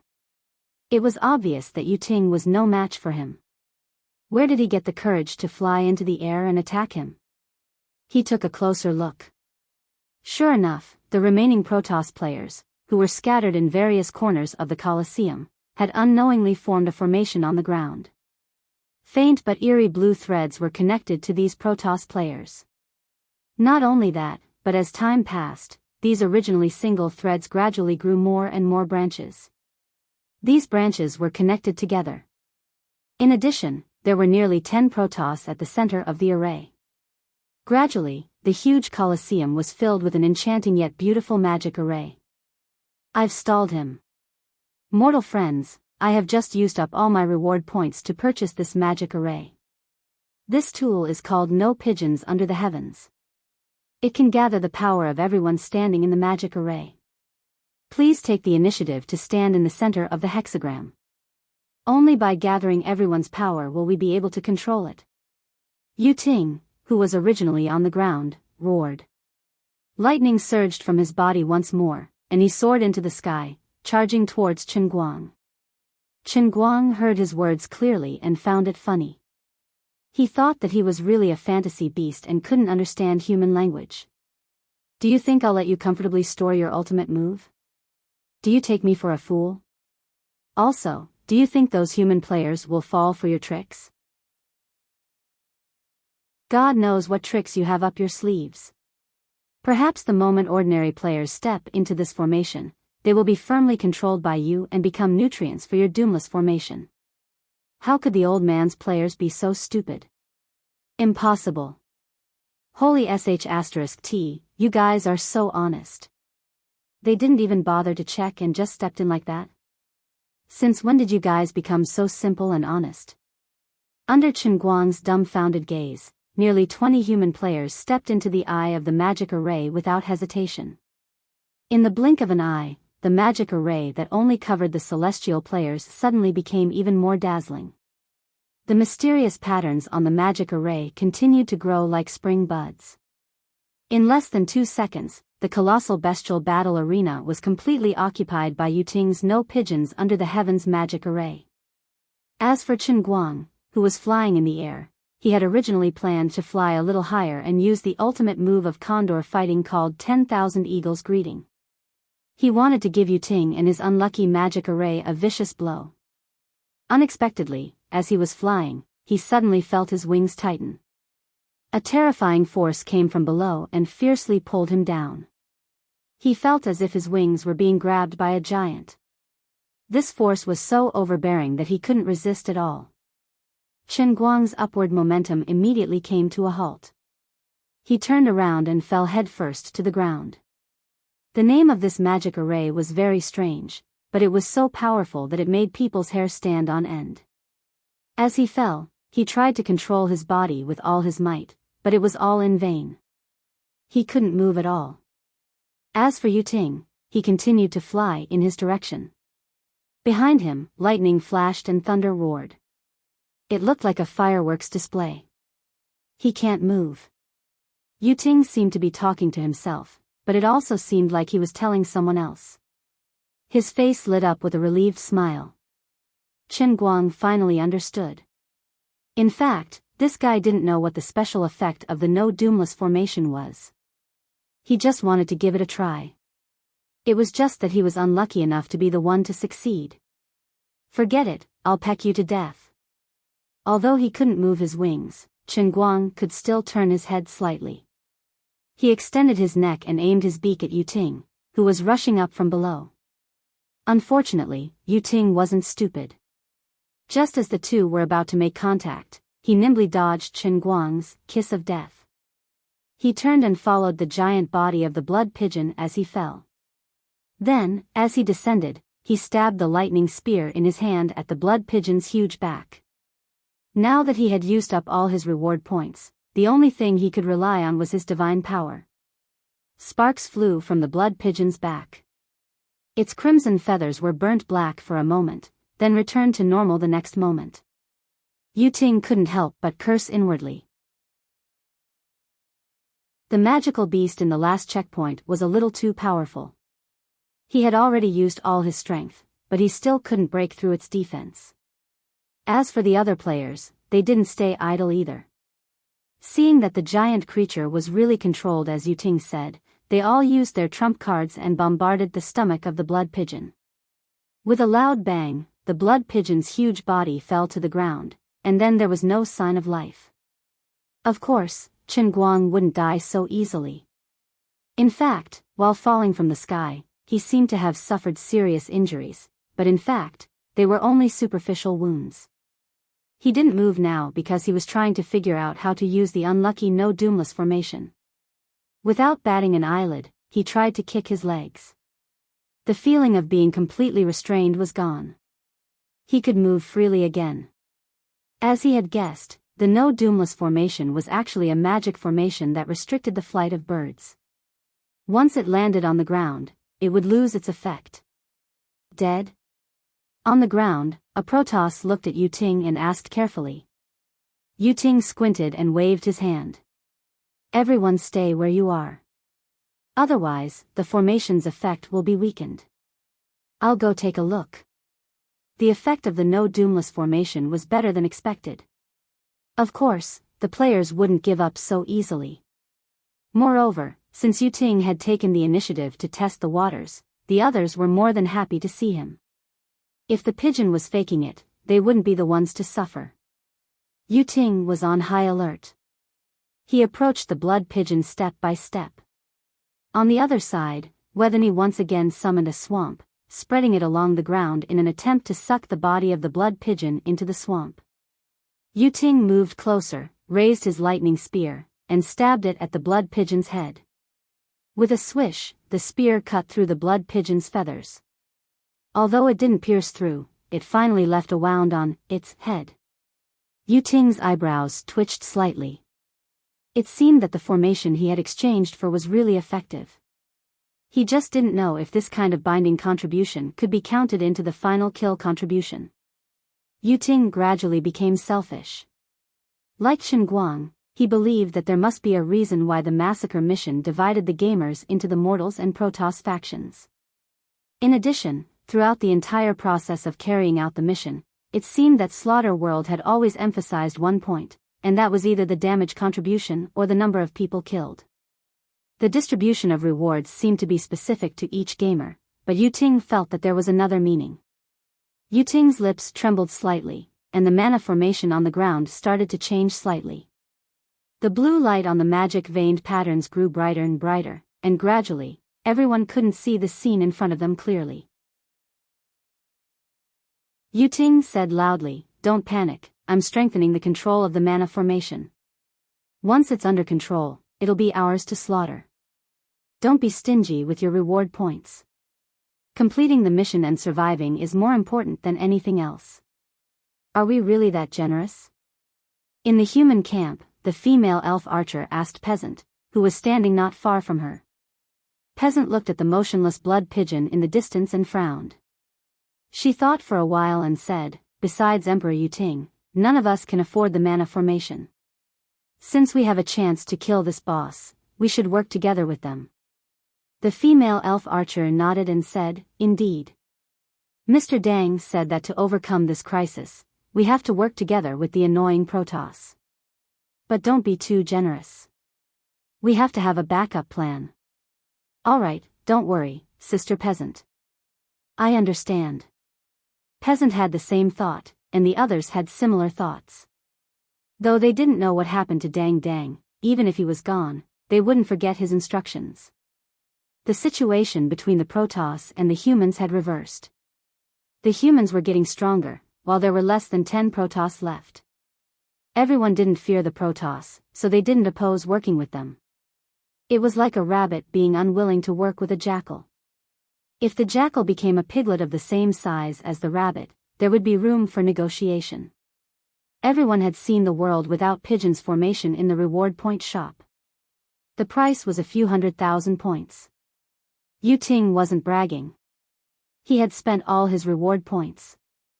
Chen Guang, who was pretending to be dead on the ground, was in awe. He felt sorry for Yuting's misfortune and angry at Yuting's incompetence. Previously, when he wanted to ask these people to help save the divine race, they all resisted and objected in various ways. Yuting had selfish motives, but they let go of their grudges and worked with him.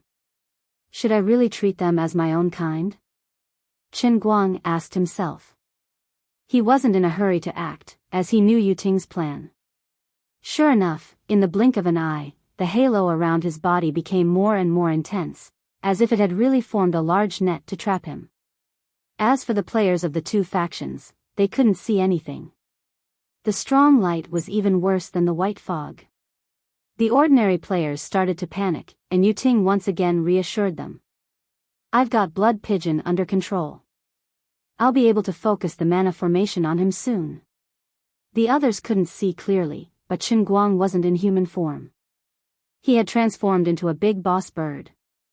His eyes were completely different from a human's. Chen Guang narrowed his eyes. He watched as Yuting moved the Protoss closer to him with the mana formation. He could see through Blood Pigeon's intentions. First of all, this guy thought he was being controlled. Second, he planned to send all the Protoss over to steal the old man's head. Good. Without batting an eyelid, he began to inhale violently. Fortunately, he was lying on the ground with his back facing up. Under the cover of the strong light, even Yuting, who could see, didn't notice that Blood Pigeon's chest was expanding. Finally, about 3 minutes later, all the Protoss were silently teleported to a place not far from Shuang. Chen Guang could even hear Yuting whispering instructions to the others in God's language. They were formulating a battle plan to succeed in one fell swoop. At the same time, Vesni's swamp once again covered his body. This time, more than half of it was buried in the swamp. Holding his breath, Chen Guang felt as if the aura in his chest was on the verge of exploding. He was both the prey and the hunter.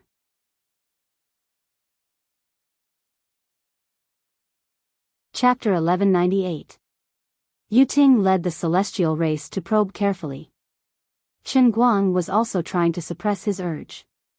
A little closer, he squinted his eyes and allowed the wounds that Yuting had left on his body to gush out blood. He could have used the Blood Pigeon's talent to convert the blood that gushed out of the wounds into energy and reabsorbed it into his own body, but he did not do so. As a black-bellied young man of the new era, he wasn't one of those idiotic bosses in the game who only knew how to deal with players in a fixed way. He was strong, cunning, and good at acting. If the person controlling the world without pigeons formation was not Yuting, but another human player, they would not have fallen for it so easily. After all, humans were more careful in their actions, and they were also more knowledgeable about such things. However, Yuting did not think too much about it. He believed in his own divine power and the game's setting that was forced upon him. In his mind, this was a quest space created by the origin will of the endless realm of gods. This quest space must be perfect and flawless. When Yuting chose to purchase the magic circle, he had carefully read the description of the magic circle.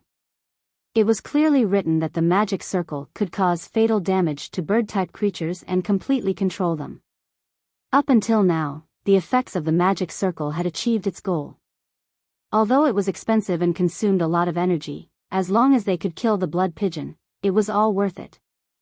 As long as they could successfully complete this quest space, it would mean that their goal of leading the advance party into the game space had been achieved. Yuting turned to face the Blood Pigeon again and raised his hand. However, he immediately realized that no one could see his hand gesture, so he retracted it. Even as the controller of the magic circle, he could only see a faint shadow. However, he could sense that the entire magic circle's power was pressing down on the Blood Pigeon. Heavy breathing could be heard from the Blood Pigeon's direction. Yuting felt that the most powerful phantom beast was struggling with all its might. Everyone, pay attention to my instructions. Although this phantom beast is strong, the defense of its neck and the back of its head is relatively weak. When I give the order, everyone will attack together and attack the back of its head. We will definitely be able to deal a heavy blow. Ting lowered his voice and spoke in a voice that only the Protoss could hear. Although we may have to bear a certain amount of risk, if we can deal a heavy blow to the blood pigeon, it will definitely give us an advantage in the mission settlement. However, don't be greedy. Just hit it once and then immediately retreat. Let this phantom beast find trouble with those mortals. Ting felt that his plan was flawless. Even if he couldn't succeed in one fell swoop, he could at least deal a heavy blow to the blood pigeon. If the Protoss were to retreat immediately, the human race would have to stand in the front instead of the back. Facing the attack of the blood pigeons, they had no choice but to change their stance of not contributing. Unfortunately, in order to get his voice through, Ting could switch channels, but he couldn't block messages. Every word he said was clearly heard by Guang, who was pretending to be dead on the ground. Since this little scheme of his was within Guang's calculations from the very beginning, it was destined to fail. The mortals, who were completely in the dark, were unwilling to follow Ting's orders. However, the magic circle that Ting had exchanged for had a miraculous effect. Even if they felt that something was amiss, the mortal players still held the intention to wait and see. If it was really as Ting said, that they could completely control the blood pigeon until it died, that would be for the best. Even if there were any problems, Ting should be the first to get into trouble. Aren't we being too passive? The fat household appliance worker asked softly into the walkie-talkie hanging around his neck. The genius high school student replied, "So what if we're being passive? Can you afford to buy a magic circle? But this won't end here. This is the last boss." These Protoss have never played online games before, so they don't know that even the real big boss is not easy to deal with, let alone the final boss. According to my experience, this blood pigeon must have many forms. Don't forget, when it exploded its feathers, the Protoss suffered heavy losses. We didn't feel good either. Isn't this situation similar to before? The fat household appliance worker thought about it and nodded. It was exactly as the high school student had said. Just as the two of them were conversing, Ting, who was in front of them, shouted.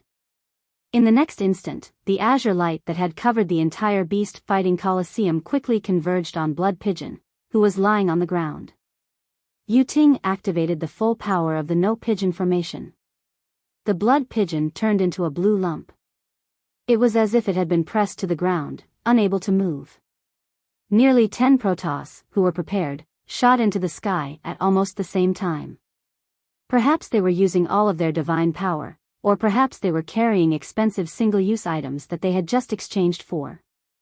The power of these items might not be worth mentioning in front of their celestial bodies, but in this slaughtering world, they were definitely the strongest attacks they had seen so far. Just from the names of the items that they had exchanged for, they knew that they were not joking. Annihilation cannons, star destroyers, slaughter puppets, in short, the names of these items were extremely domineering. If they were in the celestial realm, the gods might have thought that these items were so childish that they were laughable. But now, they no longer looked down on them. 70% of their companions' projections had died. Perhaps they would be next. Although he was a noble Protoss, in this mysterious mission space, other than having a slightly higher starting point at the very beginning, it seemed that his vitality was not much stronger than that of mortals. Therefore, they had to seize this hard-won opportunity and establish a real advantage for the advance party in the first test of this mysterious mission. With this thought in mind, all of the gods' attacks were aimed at the back of the blood pigeon's neck. On the other side, Ting did not move. He only stared at the blood pigeon that was completely covered in blue light. Firstly, he really did not have any more reward points. Secondly, he had to control the magic formation. Finally, it was done. Seeing that everyone's attacks were aimed at the back of the blood pigeon's neck, Ting thought to himself. At this moment, the huge body glowing with blue light suddenly raised its head. Ting's pupils shrank. He opened his mouth, wanting to shout out loud. But it was too late. The gigantic blood pigeon displayed unimaginable agility.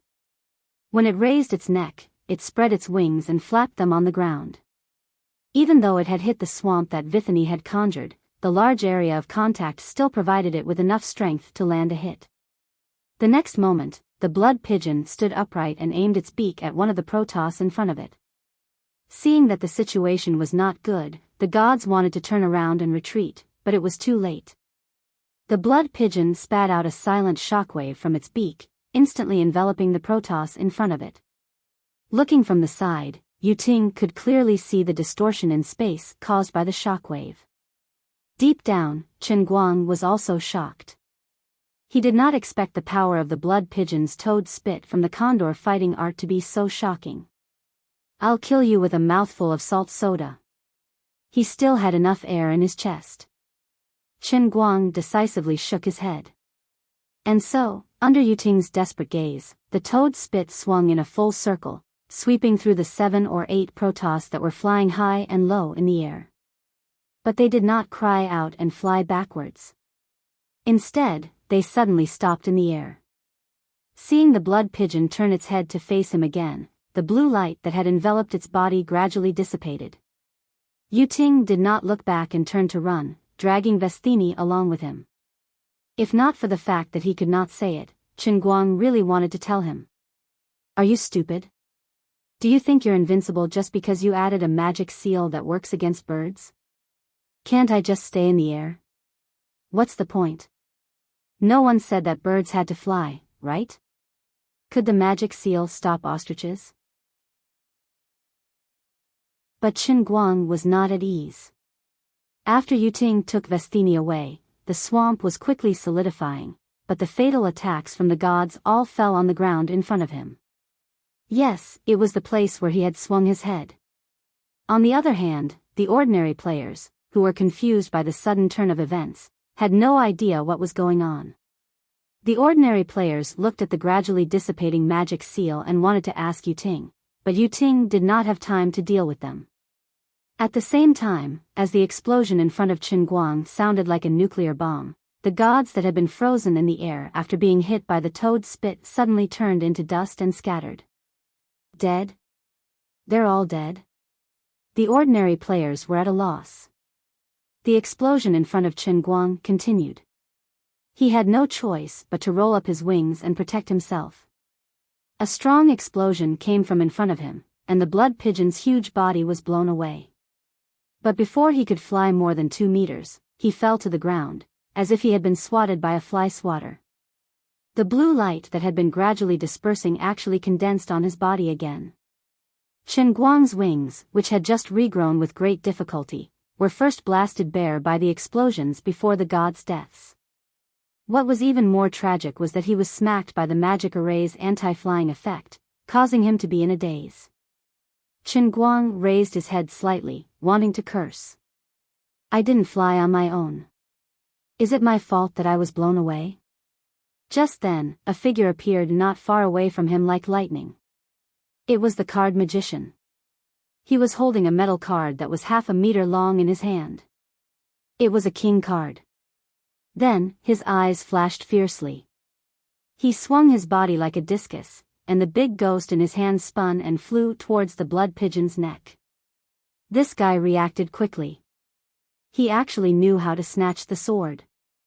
Guang raised his bare wings in front of his neck, a question the size of a fist in his head. To kill or not to kill?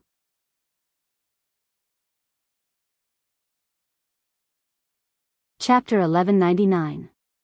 While he was thinking about this in his mind, the big ace had already sharply cut its wings. The card magician's seemingly inconspicuous move contained perhaps his strongest attack. Without the cover of feathers, the card cut a wound so deep that the bone could be seen. That wasn't the end of it. The metal ace didn't stay in his wings. Instead, it flew out and spun in the air for a while before exploding and turning into small poker cards that filled the sky. Then, they flew in a big circle and returned to the card magician's hand. The magician shuffled the thick stack of cards in his hand as he retreated. Then, he clapped his hands, and the stack of cards turned into the big ghost that was half a meter long. At the same time, he shouted, "Everyone, don't just stand there. This big pigeon is seriously injured. Let's kill it while it's still weak. As he shouted, he threw the big ghost in his hand again. Chen Guang's heart ached. That's right, he felt heartache. My heart is like the moon, but the moon shines on the ditch. I hit you hard. The old man was in such a good state that he could eat 3,000 kilograms of pigeon feed. Pfft, I'm too into it. I just can't bear to kill you, but you're forcing me to do this. He wanted to chase after Yuting and Wethany, but on the other side, many ordinary players were convinced by the card magician's bewitching words and surrounded him. No matter what, Chen Guang's appearance as the real blood pigeon was a little unsightly. The feathers on the front half of his body had almost all been burnt, and his standard pigeon's skin was densely covered in countless wounds. Coupled with the miserable state he had been in when he suddenly fell to the ground, anyone would think that he was an arrow at the end of its flight. In addition, Yuting's previous action of commanding the Protoss to steal the damage contribution points caused the ordinary players to misunderstand. They really thought that the blood pigeon was about to die. Although the sudden death of more than half of the Protoss shocked everyone, wasn't this because of the blood pigeon's final struggle? In any case, they had to be enemies with it. Rather than waiting for it to catch its breath and defeat it one by one, they might as well kill it now. Therefore, after a short period of silence, the players suddenly went berserk. Dressed in miniature Gundam armor, the old man's squad shone brightly as they put on their armor and charged toward Chen Guang's direction. While they were sprinting, two thick black tubes extended from their shoulders and shot at the blood pigeons in front of them. Countless light spots the size of ostrich eggs flew toward the blood pigeons. They did not plan to give Chen Guang any chance to breathe.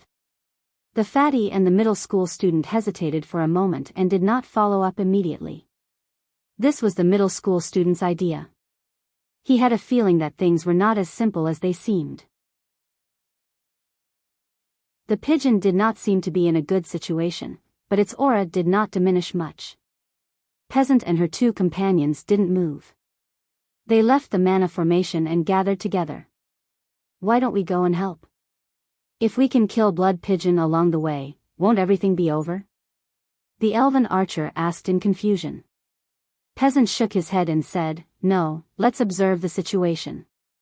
I feel that the gaze of the magical beast is familiar. Peasant didn't want to tell the others his conjecture because it was too unbelievable. As the saying went, the eyes were the windows to the soul. A person's appearance and clothing could be disguised, but it was difficult to change one's gaze. The situation had changed drastically, so Peasant didn't think of a possibility. As time passed, especially when the blood pigeon's eyes flashed with anger and humiliation, Peasant recalled the Chinese characters that blood pigeon had written on the ground with its claws. Peasant suddenly felt that the pigeon's gaze was similar to Mr. Dang's. Though they were of different races, and it was inconceivable, she had an illusion. Peasant felt that the person who gave her the illusion was another person. She felt that the blood pigeon's gaze and behavior were similar to an outsider. When that person's figure appeared in her mind, she realized that Mr. Dang was similar to that person too. With that person as a bridge, Peasant slowly connected blood pigeon and Mr. Dang together. Using her analytical mind, Peasant overlapped Mr. Dang's face and gaze with the head of blood pigeon, who was about to retaliate. The more she thought, the more suspicious she felt, but she had no evidence. She was perplexed. If Mr. Dang was the final boss of the world of bloodshed, what would happen to them? He was almost invincible and had the intelligence of a human. He was an old gamer who had seen through the entire game system. What else could they do but wait for death? At a distance, Blood Pigeon sent the card magician's trump card flying. Then, he used his wings to protect himself from the cannon fire of the old geezer's team. Behind it, the magical beast skill trio finally pounced on it.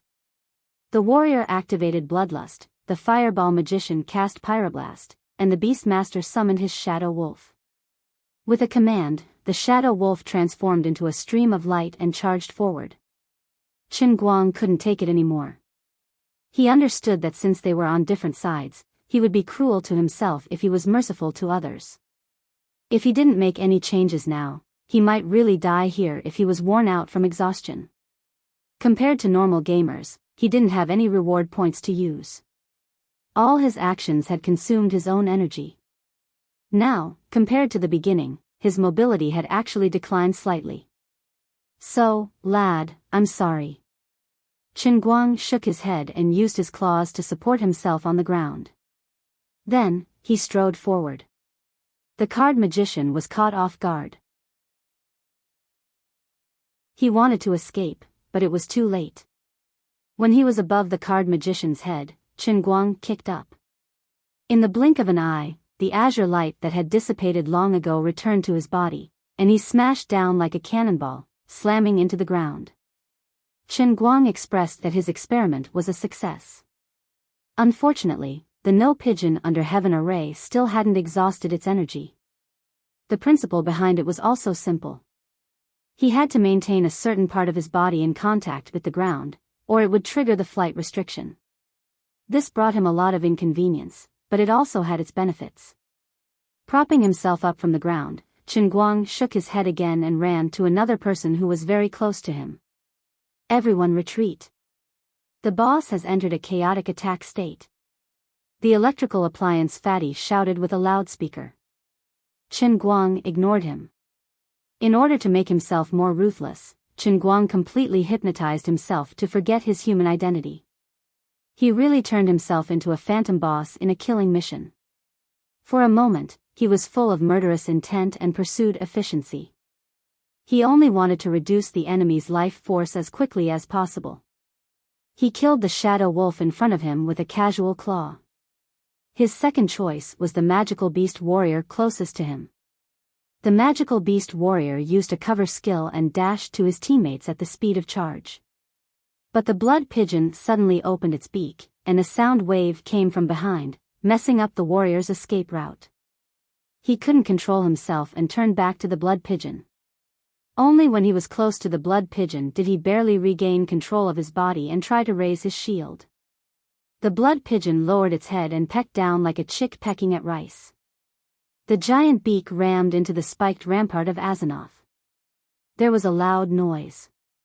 The beak flashed red, and the door-sized steel shield cracked. The magical beast warrior screamed, his eyes wide with anger. The beak pierced through his chest, and his body gradually turned into dust. Another player died. At that moment, Qin Guang did not notice that the god's divine power that he had filtered and then dispersed from his but had quietly gathered together again. Yu Ting, who had escaped far away, had a fierce glint in his eyes.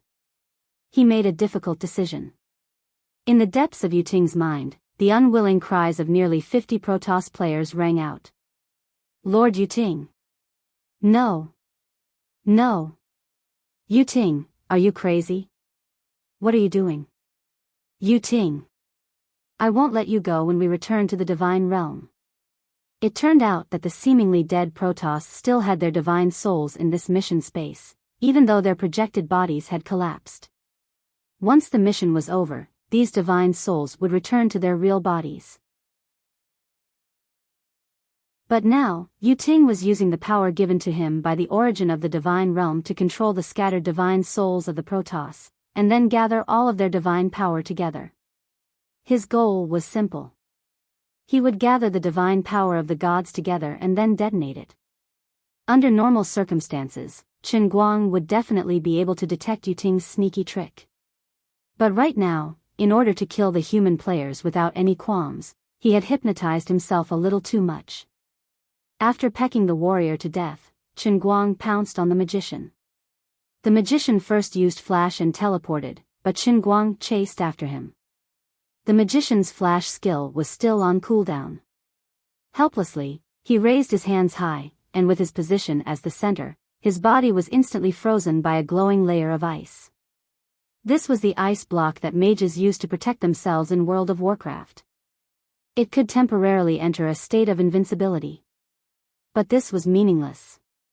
Facing this ice block, Qin Guang first took a deep breath, and then continued to breathe at it. Once the ice block skill's duration was up, it would naturally dissipate, and the magician would immediately turn into dust. Qin Guang's eyes were bloodshot. He turned around and pounced on one of the Gundams from Oldman's team. This mini Gundams that had transformed into a motorcycle turned around and tried to run, but a long feather suddenly flew over and stuck its tire, nailing it to the ground. Qin Guang rushed over, and when he got close, the mini Gundam suddenly opened up, and a panic-looking brawny man jumped out of it. As he ran, another long feather flew out, but it hit the force field shield activated by the battle robe on the muscular man's body. The long feather shattered, but it didn't vanish. Instead, it transformed into crimson blood that coiled tightly around the force field shield. The blood pigeon screeched, lifted its leg, and stomped down viciously. The force field shield cracked. Death. This creature is going berserk. The fat electrical appliance specialist said in a panic. The genius high school student's heart raced. This creature is too powerful. We're no match for it. Sister Peasant, we can't hesitate anymore. Otherwise, everyone will die. Peasant's companions urged anxiously. Peasant pursed her lips tightly. At this moment, only she could see the indignation and pain in the mythical beast's eyes. Peasant wasn't wrong. At this moment, Qin Guang had already completed his self-hypnosis. However, his true self was still awake and independent in the depths of his heart. He discovered that as he truly began to slaughter the human race, his standpoint and position in the depths of his heart were inevitably shifting. All along, no matter how high his status was, or how he had the power to decide the life and death of the commoners, he didn't change his attitude. At the very most, he only regarded himself as a powerful and wealthy mortal. But now, there was an uncontrollable feeling in his heart. Perhaps he was wrong from the start. He wasn't a creature of the same level as the humans.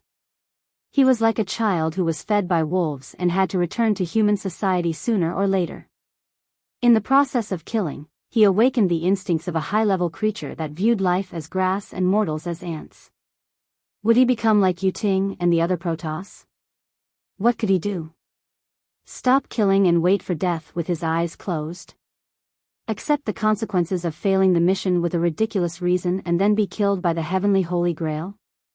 So, the fundamental purpose of this world of slaughter is to let me completely break away from the state of mind of a mortal?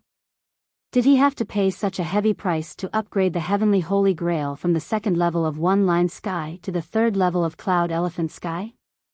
Qin Guang couldn't help but recall bits and pieces of his memories. He remembered his parents' voices and smiles. He remembered his childhood friends and buddies from his hometown. He remembered his classmates who fought with him in junior high school. He remembered his best buddies in Gokyo University. His subordinates in Tianguan Group, the world that he was determined to change, and the women that he couldn't bear to part with. What should he do? He had never faced such a dilemma. Either he would die, or, from now on, he would no longer be himself. As he watched his body pounce towards another miniature Gundam, he used his completely calm self to think that perhaps, this was the true meaning of the slaughtering world.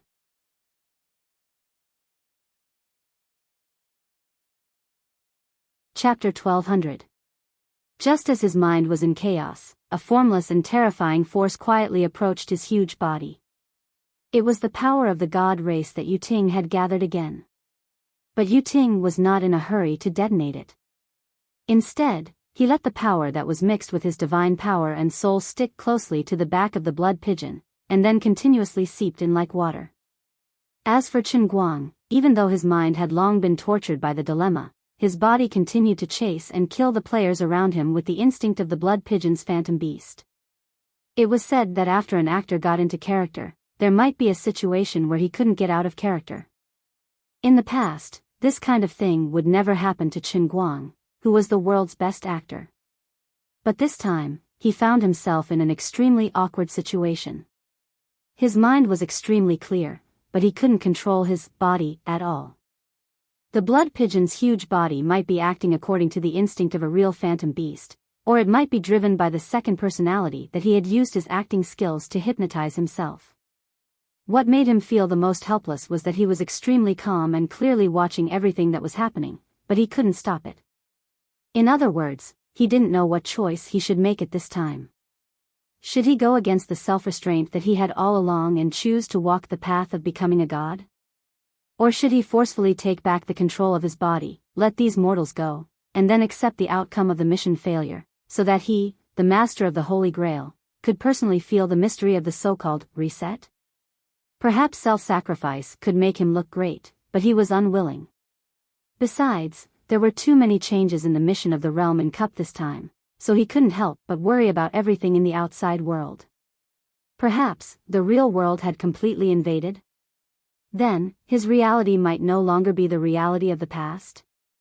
As the initiator of everything, as the only person in the world and perhaps the entire universe who knew the truth of the heavenly Holy Grail, and as the only person who could control the power of the Holy Grail, if he died easily, what kind of change would it bring? Would it be the end of the world, the end of the universe? Chen Guang asked himself, sometimes I'm great, but sometimes I might be selfish. If he really lost everything, even if the earth was destroyed, he couldn't do anything about it. But he always wanted to protect the people that he really cared about. If he were to die in the world in the cup now, then the countless dreams he had made in the past would all be for naught. Parents, friends and relatives, and everyone who was related to him or not, might turn into nothingness in this completely changed world, becoming something that had never existed in the first place. So what am I supposed to do? It seemed that he could only allow himself to transform from a human into an even more great god. As Chen Guang was thinking about this, he suddenly felt an itch on his back. He wanted to scratch, but he had no hands, only a pair of stiff wings. Then, a soundless vibration suddenly came from his back. However, this vibration did not originate from a single point. Instead, it originated from the entire back of his blood pigeon body, moving forward and penetrating bit by bit. The terrifying impact came so suddenly and silently, but it was unstoppable. After the numbness and itchiness, there was an intense burning sensation. Blood Pigeon raised its head slightly and looked back, but there were no fireworks or smoke. But the strong impact did not stop for a moment, and the intense pain spread from Blood Pigeon body to Chen Guang's ego. He had a feeling that he might have been splashed with acid. Then he tried to turn his body, rubbing his huge back against the sand of the Colosseum, but it was useless. The seemingly never-ending impact continued to spread along Blood Pigeon's skin bit by bit at the molecular level, just like 10,000 nuclear-powered icebreakers working on the Antarctic continent. In the distance, Yuting gritted his teeth. His mind was filled with the resentful curses of the rest of the god race. But Yuting turned a deaf ear to them. He had already ignited the divine fire of the remaining god souls, and completely detonated the divine power. Apart from this method, he could not think of another way to kill Blood Pigeon. Shut up. You idiots. Don't forget, this is an order passed down by the will of the origin. Completely losing this divine soul but completing the mission is not a loss. The will of the origin will not mistreat any deity who has contributed to the endless divine realm. Divinity, who was beside Yuting, tried to defend him. However, this was meaningless. At the very least, in this mission space, Yuting had used his authority as the leader of the advance party to ignite the power of the other Protoss. No matter how indignant and resentful the other Protoss were, the process was irreversible. Chen Guang had to stop himself from pouncing on Fat Man and the genius student. He flipped on the ground again in an attempt to extinguish the fire on his back. But it was all in vain. The excruciating pain penetrated through Xue Ji's skin and continued to spread to his muscles and bones. In the eyes of the onlookers, the arrogant Blood Pigeon suddenly fell to the ground and struggled as though he was in excruciating pain. After a short moment of hesitation and panic, the remaining gamers, led by the hale and hearty elder, made a decision. Fight.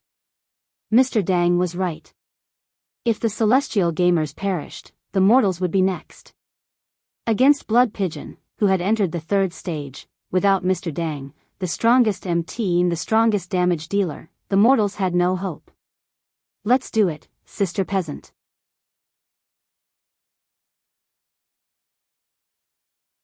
Now he was worried because he didn't know if he could revive. In addition, he felt terrible in his heart as well. On one hand, he was questioning himself. On the other hand, he was suffering from the corrosive poison that was destroying his body. On the other hand, the human that he wanted to protect was trying to kill him. At this moment, his spirit was gradually shaken. His original self, which had left his physical body, was slowly returning to his physical body and was showing signs of reuniting with Blood Pigeon's consciousness, which was controlling his physical body. But he couldn't do that. If his consciousness were to reunite with his physical body, what awaited him would probably be rage to the point where he would completely lose his rationality. He finally found out why his consciousness was detached from his body.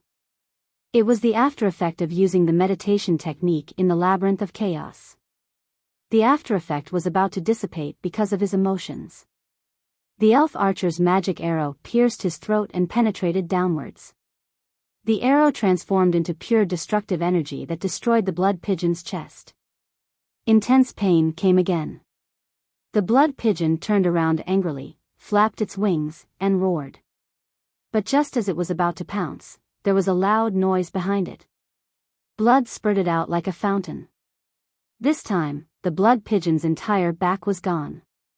Countless feathers scattered in all directions, along with shattered flesh, bones, and exploding blood.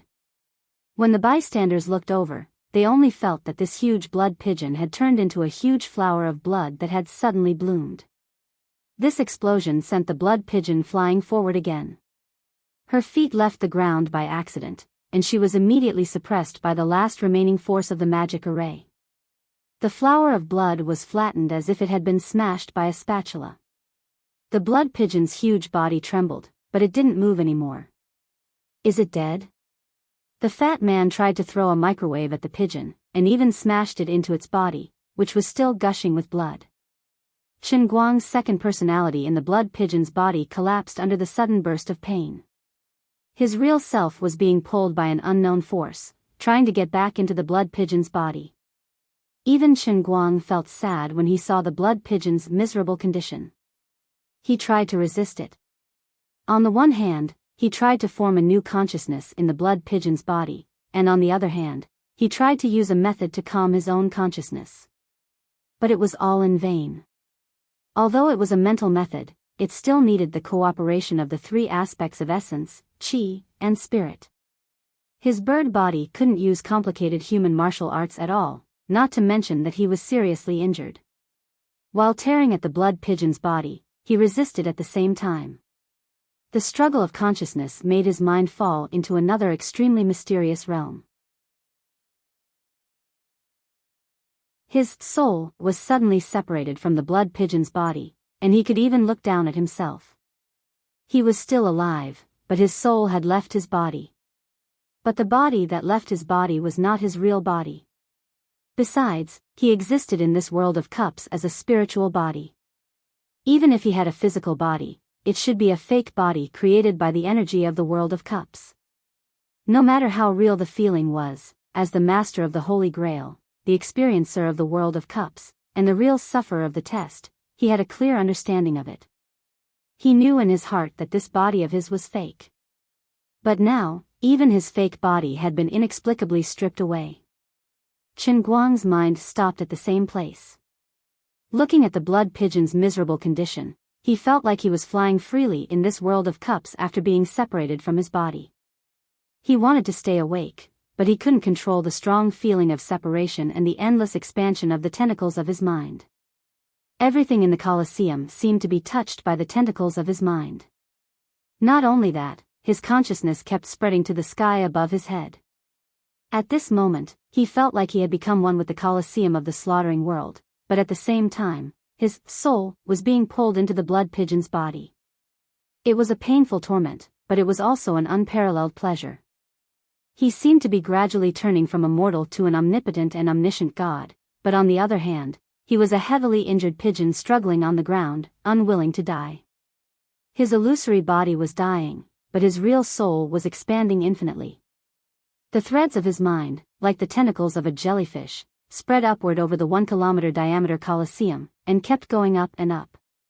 With the mosaic audience in front of him, Chen Guang originally thought that the blue sky and white clouds above the Colosseum were just high-quality pictures. But when his mind really began to spread upward, he found something strange. There was no picture of the dome, and the sky might be real.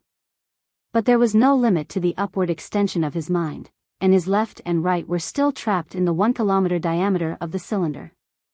His mind kept spreading upward at a speed that completely surpassed the speed of light, trying to touch the blue sky and white clouds.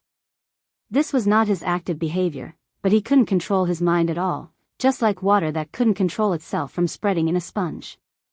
The threads of his mind were different from the spiritual force, but the thoughts of his soul body seemed to be merging with the whole world in the cup. But this world in the cup was very strange. The surface space was only 1 kilometer, but the vertical space was endless. Suddenly, there was a pop sound. Chen Guang's mind seemed to break through something. Then he saw a completely dumbfounded scene. He saw himself. Not the bald guy in the world in the cup, but the real him. The himself was holding the steering wheel with both hands, looking straight ahead with a pained expression. This was the himself who was driving to the airport outside. Where the hell am I now? Chen Guang's mind slightly looked down and saw the supreme holy grail on the cup holder of the car. Holy sh*T. It means my mind rushed out of the cup. What the hell is this situation? Looking at the himself in front of him, Chen Guang's mind was in a mess. Wait a minute, is this all of my consciousness or part of my consciousness that came out? Most of my thoughts are in the world in the cup, and the part of my thoughts that came out now, wait, a person's thoughts should be a complete individual, so the current me should still be the complete me. But half of it is in the cup, and the other half is outside, looking at me, ? Lioli? Chen Guang tried to call Lioli in his mind, but still no one paid attention to him. He looked outside the car again. The car that should be speeding on the highway at 120 kilometers per hour was completely still. He simply floated out of the car and looked around. In front of him was a world that had come to a complete standstill. The sun hung high in the sky, its light soft. The wheels that should have been spinning at high speed were completely still. The white smoke coming out of the exhaust pipe dragged a long line behind the car, and the further it went, the lighter it became. He could even see the flame in the internal combustion engine that was frozen. The leaf that flew over from the side of the highway quietly hung in the air, about 7 or 8 meters in front of his car. Chen Guang walked over and stretched out his finger to try to touch the leaf, but he touched nothing. Wait, I don't have fingers at all. Chen Guang suddenly realized that he was just an existence made up of thoughts. Compared to the rules of the outside universe, he should be something that didn't exist at all. Also, why is my thought no longer spreading? Maybe in the rules of the outside universe, the diffusion of my thought is suppressed? With a thought, Chen Guang flew up. He floated in the air and looked at the bird that was flying forward with its wings spread, but it was also completely still. Thinking about the flow of time in the outside world when he was in the world in the cup, he was sure of his guess. When he was in the cup, the flow of time in the outside world was indeed changed. Maybe it wasn't completely still, but at least it was slowed down countless times. This shouldn't be something that he could see and feel, but because of the mutation of the slaughter world this time, it was completely presented to him in such an incredible way. Now that I'm out, what's the situation in the cup? With a thought, his thought returned to the cup. He could still see the body of the blood pigeon lying on the ground, and the blood and flesh splattering in the air. The drops of bright red blood were also suspended in the air. The time in the world in the cup was also confused. His thought was in 2 different planes at the same time, so compared to his thought, the 2 worlds had become a static existence. Is this possible? After complaining, Chen Guang let out a long breath, and inexplicably relaxed. The sense of urgency that had never weakened since entering the world of slaughter suddenly disappeared from his body. You may not believe it, but I feel like I pressed the pause button when fighting a boss. Since time has stopped, I can finally catch my breath and rest for a bit. He found that he really didn't need to worry. He had endless time to think about how to deal with the situation in front of him because the concept of time had disappeared. At this moment, in the slaughter world, Peasant didn't know that the sand in the hourglass in her right hand was falling.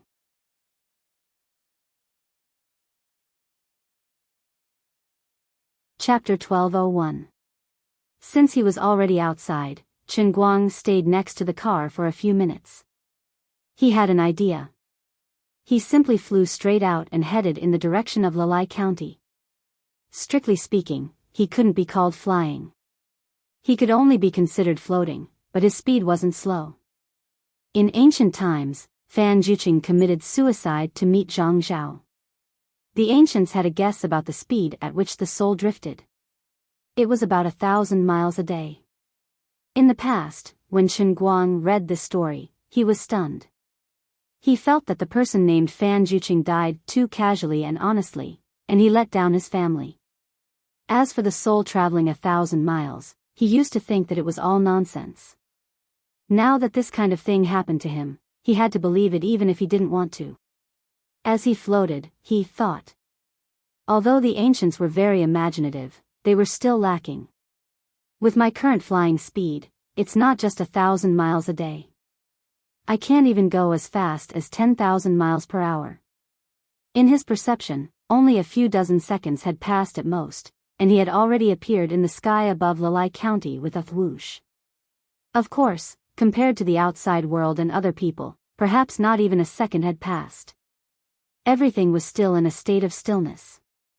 The first thing that came into Chen Guang's eyes was the Chen family's villa that had been blown up. When he received the notification, the explosion had already happened for about half an hour. Even now, thick smoke was still billowing and sparks were flying everywhere. Chen Guang went closer to check the situation first. It was really blown up, and even the foundation was gone. Some time ago, when the house was being renovated, his mother would proudly take photos of the pretentious effect and send them to his WeChat. Now, it was all gone. Chen Guang walked around in the frozen fire and came to the location of his bedroom according to the plan. He looked down. The various treasures he had collected when he was young were scattered all over the place in the raging flames, and had already been burned to ashes. The water margin cards that he collected when he ate crispy noodle snacks, Ji-Gong comic books, slam dunk posters, in short, these things that he once loved were all gone, all gone. Although his parents took the whole family to hide in another place, it was impossible to take these things with them. No one would think that the assassin organization would be so crazy. Chen Guang looked around again and found a few pieces of metal fragments. Sure enough, the assassin organization had used a powerful weapon. Perhaps they were guarding against the basement in the villa, so they decided to give it a try. In that case, the murderer shouldn't be too far away. When they found that there was no one in the house, they wouldn't give up so easily. They would probably continue to stay in Lalai County to look for opportunities. With another thought, Chen Guang appeared at the hiding place of his parents. The two of them looked distressed. Based on Chen Guang's understanding of the two of them, his mother should be feeling heartache for the cross-stitch that she painstakingly embroidered, while his father should be feeling heartache for the 100-inch television that he bought to watch soccer. Forget it, it's fine as long as he's fine. After strolling around for a while, Chen Guang went out again. In his current state, it would not be difficult for him to uncover the assassins who were hiding among the ordinary people in Lalai County. He floated into the air, closed his eyes, and carefully felt the emotions of the other people in the entire Lalai County area. Then, something incredible happened. His thoughts, which had been compressed and fixed in the outside world, suddenly dispersed with a loud bang. It was as if he had entered the next realm. In the past, there was a point of view that to some extent, the human mind transcended time and space. A person could imagine that 10,000 years had passed in an instant in his mind, but only a moment had passed in the outside world. Assuming that the world in his mind really existed, then in the world he imagined, a long time had really passed, and his mind had completely transcended the concept of time. This was a very subjective concept of idealism, and in the past, Chen Guang often ridiculed people who held such ideas as neurotics. But now, his concept was subverted again. When the tentacles of his mind became infinitely active and could spread to every place in the whole world in an instant, he truly understood what it meant to transcend time and space. With a thought, his mind appeared directly in front of the Eiffel Tower in France. Then, he slightly lowered his head to look directly below him, and with another thought, he could see the ground made of cement and steel retreating rapidly in front of him. He turned into an invisible earthworm that drilled down, and then appeared in a dark and cold basement. There were 17 or 18 people sitting in this basement, and in front of them was a row of monitors. The screen on the monitor was a bird's eye view of Lalai County, and the Qin family's villa that had been blown up was even marked with a red dot. Qin Guang was shocked himself. Have I become God mode, where everything I want comes true? I just wanted to find an assassin, but I actually went straight to the enemy's lair. So the question is, what should I do to kill these bastards?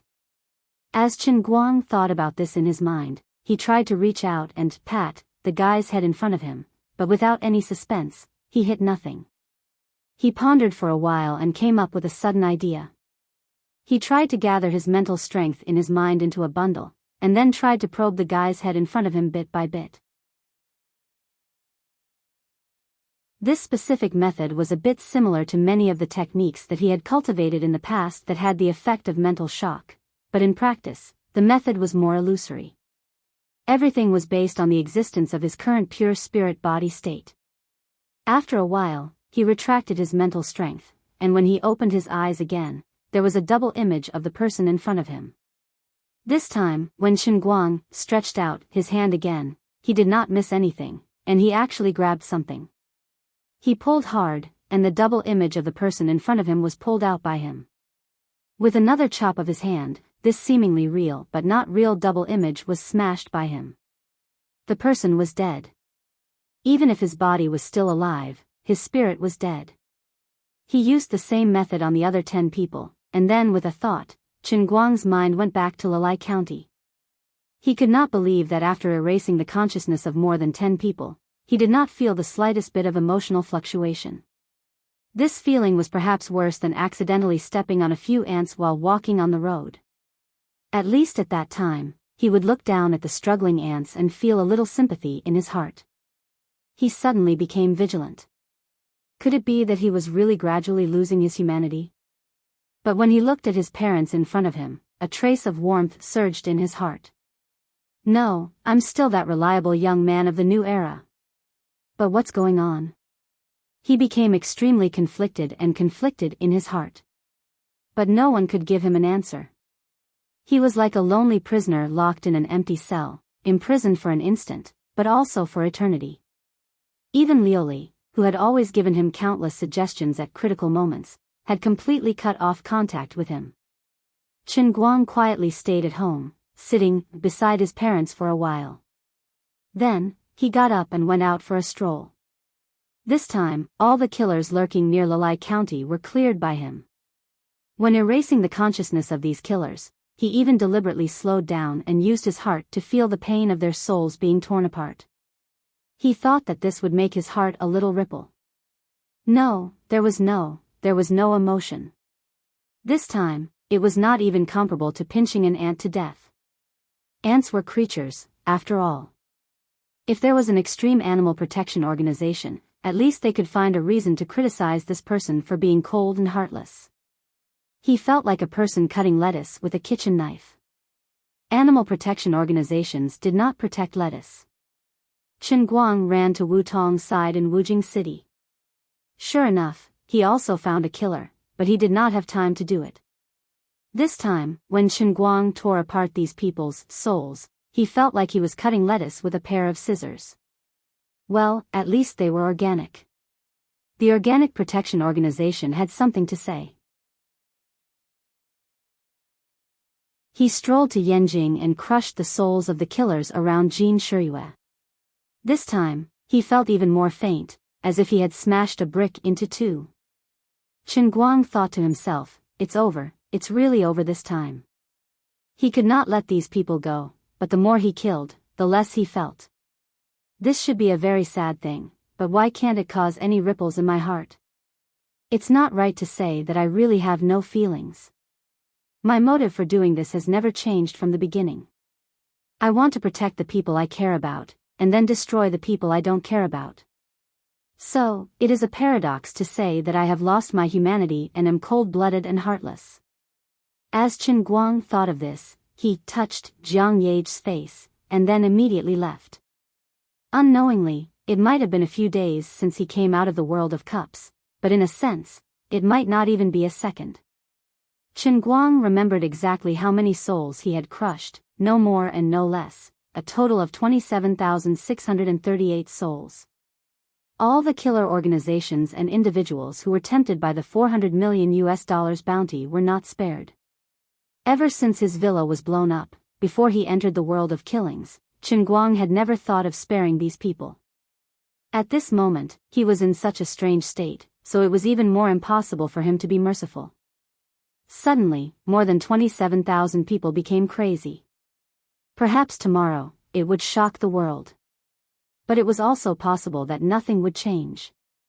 In the face of the world's population of nearly 7 billion, more than 20,000 people were not a big number. Tens of millions of people died every year, more than 20,000 people went crazy at the same time, of which about 2,000 were in Lalai County, and the rest were scattered all over the world.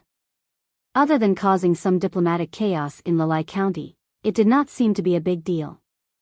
As Chen Guang thought about it, he suddenly felt something in his heart. It seemed that for every single individual, life was so precious that it could not be regained once it was lost.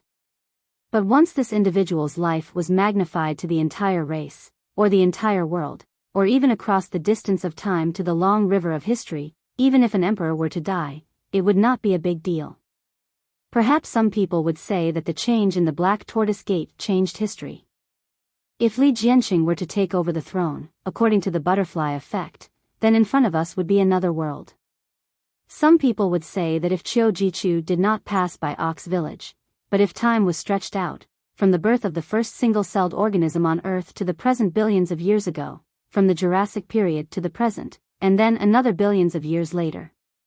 When the sun's life came to an end, it would not matter how many emperors died. Then, if the entire universe's long history of tens of billions of years, even if the sun exploded, even if the Milky Way collided with the Andromeda Galaxy, so what? Therefore, killing more than 20,000 people was not a big deal. Chen Guang quietly looked at his mother in front of him and thought again. I should have long separated my vision from the realm of mortals.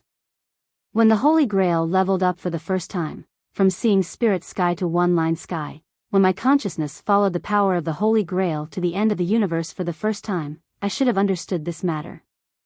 When I don't need to care about something, then I am the master of the entire universe. I don't need to be responsible for a single individual. When I care about someone or something, then whether that person's mood is happy or not is the most important thing in the entire universe. Its importance is far greater than that of a planet filled with extraterrestrial life exploding in the infinitely distant starry sky. When this thought suddenly became clear, his whole body suddenly trembled. When he came back to his senses, he was already back in the slaughtering world. He was still trapped in Blood Pigeon's body, lying on the ground in pain and powerlessness. Not far away, there was an explosive magic arrow flickering with red light that was about to pierce his eyeball. His stomach was filled with many strange things. They were the robots that the household appliance Fatty had transformed into, continuously throwing things like rice cookers, microwave ovens, electric fans, and so on through a conveyor belt. The situation still looked extremely dangerous, but his heart was calm. You're tuning into the Romantic Tales YouTube channel. Don't forget to subscribe and join us on this journey to catch the most captivating stories.